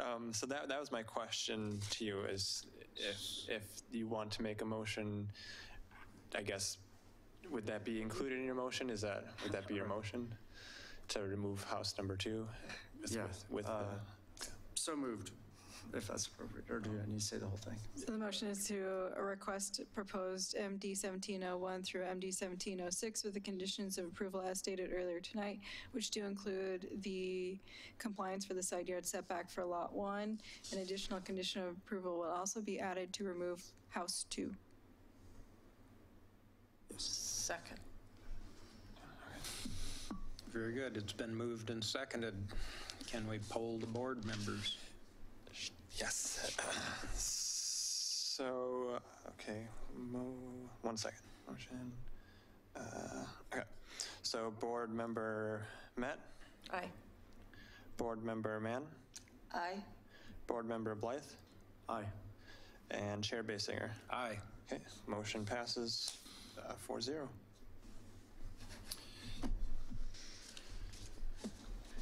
I want to thank everybody for the time, energy, and effort that you've put into all of this. It is, we knew coming in that it was a difficult process, and nothing we did made it any easier. So I thank you all. So we're not, but you're coming back with us. So I will be sending out a staff report okay. with Notice of decision. a notice of decision, I'm sorry, a notice of decision Right. with the updated conditions and findings within the next week or so. To anybody who submitted comments to the board and to the applicant. So, and then after that is sent out, there is a 10-day appeal period. 14-day appeal period that goes to the city commission. Okay. Just FYI. Okay. Item 4 on our agenda, You mean other things on? grant requests. We have a request for grant to refinish windows at 910 Washington Street. And we're going to get through this. Really quickly. Is this the gentleman here? Poor guy.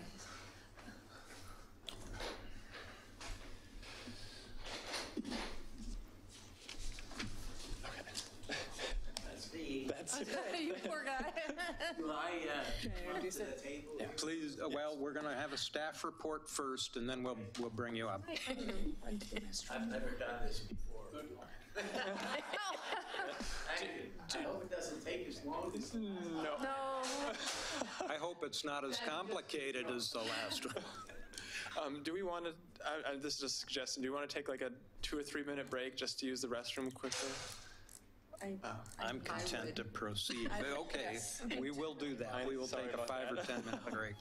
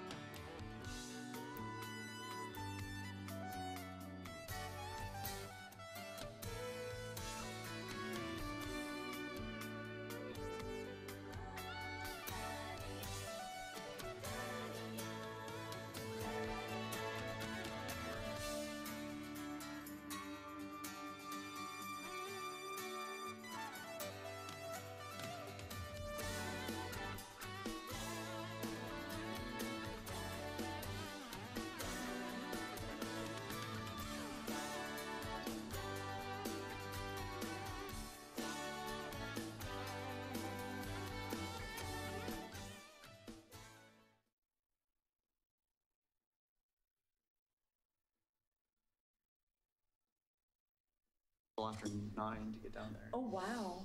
Got down there just as it was, starting. Starting. It was perfect. All right, we will reconvene now and proceed with item 4 on the agenda. Oops, sorry. Okay. So the item before you is a Historic Review Board preservation grant for Bill and Judy Schumann at 910 Washington Street. And the proposal is to refinish trim and mostly the windows, trim, and soffits on the existing home. So here's a Google Street View of what the house looks like. Let's see here. So going into it, so here's some of the areas that are of concern. There are a whole mess of pictures, but I picked out some of the ones that made some of the bigger points. A lot of the paint is peeling. Some of the boards have some issues going on. So the proposal, the grant would be to refinish these surfaces basically and replace any wood that needs to be replaced. As you can see here, just some paint peeling. Maybe it's holding moisture more than it should be. Things along those lines. Let's see up here, more paint peeling up along these windows here, and then some splitting of the windows in this picture. Here, additionally, there will be resurfacing and refinishing of caulking on some of the windows and some of the painting. So just be doing this general maintenance stuff to preserve the integrity of the windows over the next many years. And so the staff would recommend approval of the $1,000 grant that has been requested. That being said, the applicant did submit something prior that was, or did submit something in addition that was for also garages that are not located on this parcel but on the back parcel. So there was a request that if you could allocate more, then that would be much appreciated to kind of help offset, because he's going to be doing that as well, but not as part of this application. That was withdrawn. That was withdrawn, yes. Okay. So we're just looking at this window? Just looking at this one, yeah. Okay. So we're dealing with the windows. We will now ask the applicant to come to the table, state your name for the record, and then you will have time to present your submittal. Okay, my name's Bill Schumann, and I live at 910 Washington Street. Been a resident in Oregon City since 1990.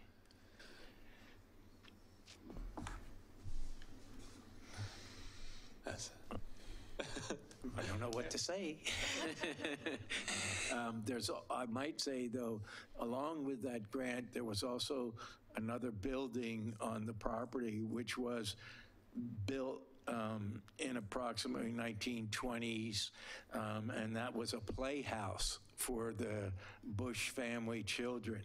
And that was also on the pictures, that also needed some attention. And basically why my wife and I are, my wife actually asked a board to classify our home as historical because it belonged to the Bush family at one time, and we wanted that designation. We wanted our home to be designated as part of the historical area and a historical home. And why we're applying this, we want this home to stay, in good shape. And the paint job was done in 1995 prior to this, so it's lasted for quite a long time, but it's overdue for the maintenance, and I don't want to let it go any longer because you could see the shape. The wood is starting to split,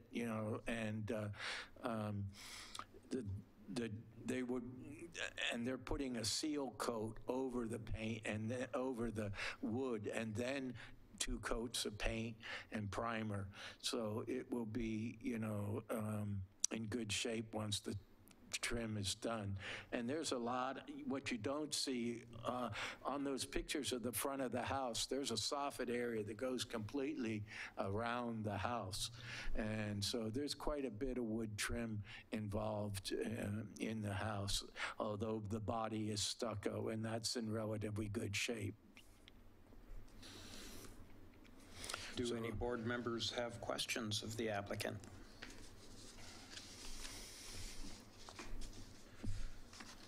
In that case, we thank you, and we will. Oh, I might add, if the board could see to a little bit more than $1,000, that would be greatly appreciated. Okay, thank you. Thank you. We'll now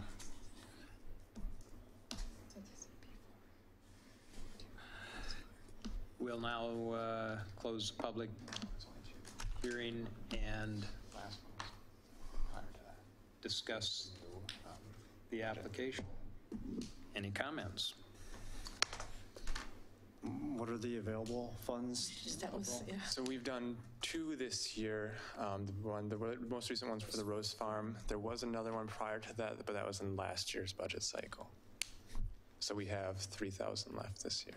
And that's to last us through the year, or through July 1st of 2018. And what's not used but on July 1st can carry over to the next year. Oh, it can. Okay. Yeah, it just can't carry over after that to the year following. It has to stay within our budget cycle.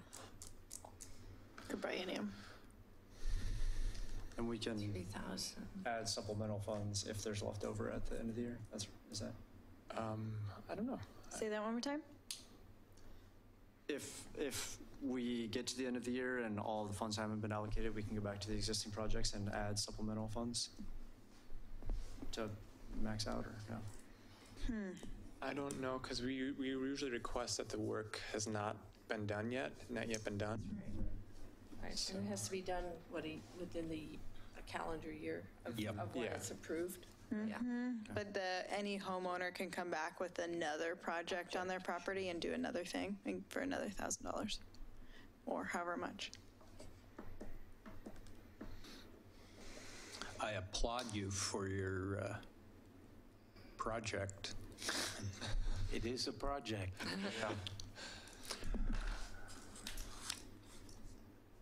Is there any other discussion? If there's no further discussion, I would certainly entertain a motion for approval.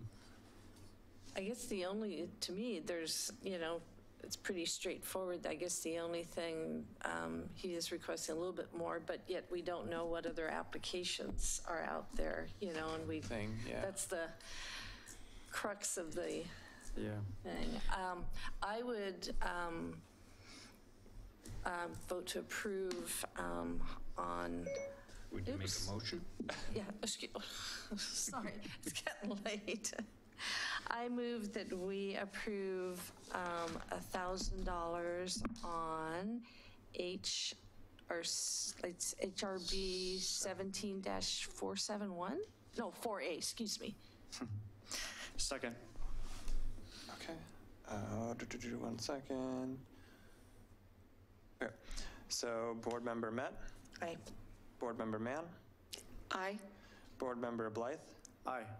And Chair Basinger? Aye. Okay. So it is approval of grant. All right. Okay. We would like to give you more, but. Pardon? We would love to give you more, but have to be fiscally responsible. Yes, I understand. And I'm happy with your decision. See, that was almost painless, wasn't it? It was. Most of our Thank you. decisions aren't quite as drawn out as that one. No. Item 5 on the agenda is communications. Communicate quickly. Yeah, so quick upcoming items. Next month, Kelly Reed will be here, one of our planners, to talk to you about some trail information. So she'll have a nice presentation for you, the Kenema McLaughlin Trail. And then I'll send you all a copy in the mail as well.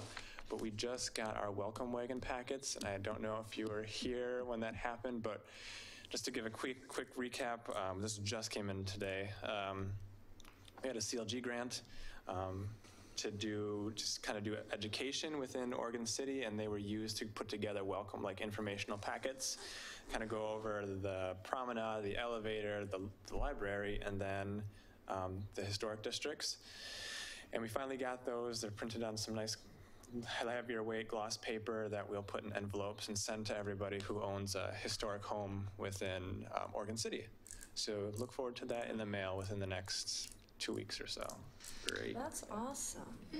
And then we'll likely also have a presentation from Carrie Richter, our Assistant City Attorney, and we'll go through a longer spiel about the legal rules to running HRB. It's something that we anticipate doing every January, but our board members changed so frequently this year. We were waiting for a full board, and now we have that. So we'll answer any legal questions, any and all legal questions you have. So the welcome wagon, are you going to work with the chamber with those, or is that something that just strictly comes from the city? It's right now we just have the funds to send it out to individual homeowners and not like mass produced. I'm sure we could, we have the PDFs. It wouldn't be hard. It would just be up to maybe the chamber to print off and copies. to get sponsors and stuff, because that would be really... It would be really useful if you could find a way to get that to real estate offices who do business. Be a helpful idea, yes. We'll email it out to different agencies I'm and pretty neighborhood sure associations. our office will have it. Yeah. We'll make sure that we send it. We have a connection at the Portland Metropolitan Realtors Association, so they can distribute it. Yep. When, you know, and even with like the chamber, you know, even working with, you know, getting some sponsors to print some of that up if the city, you know, doesn't have funding for it. You know, because that's something that would be nice to have. Yeah. A long time ago, there was, we had Welcome Wagon. Anything else? I think that's it. In that case, we'll call this meeting adjourned. Thank you.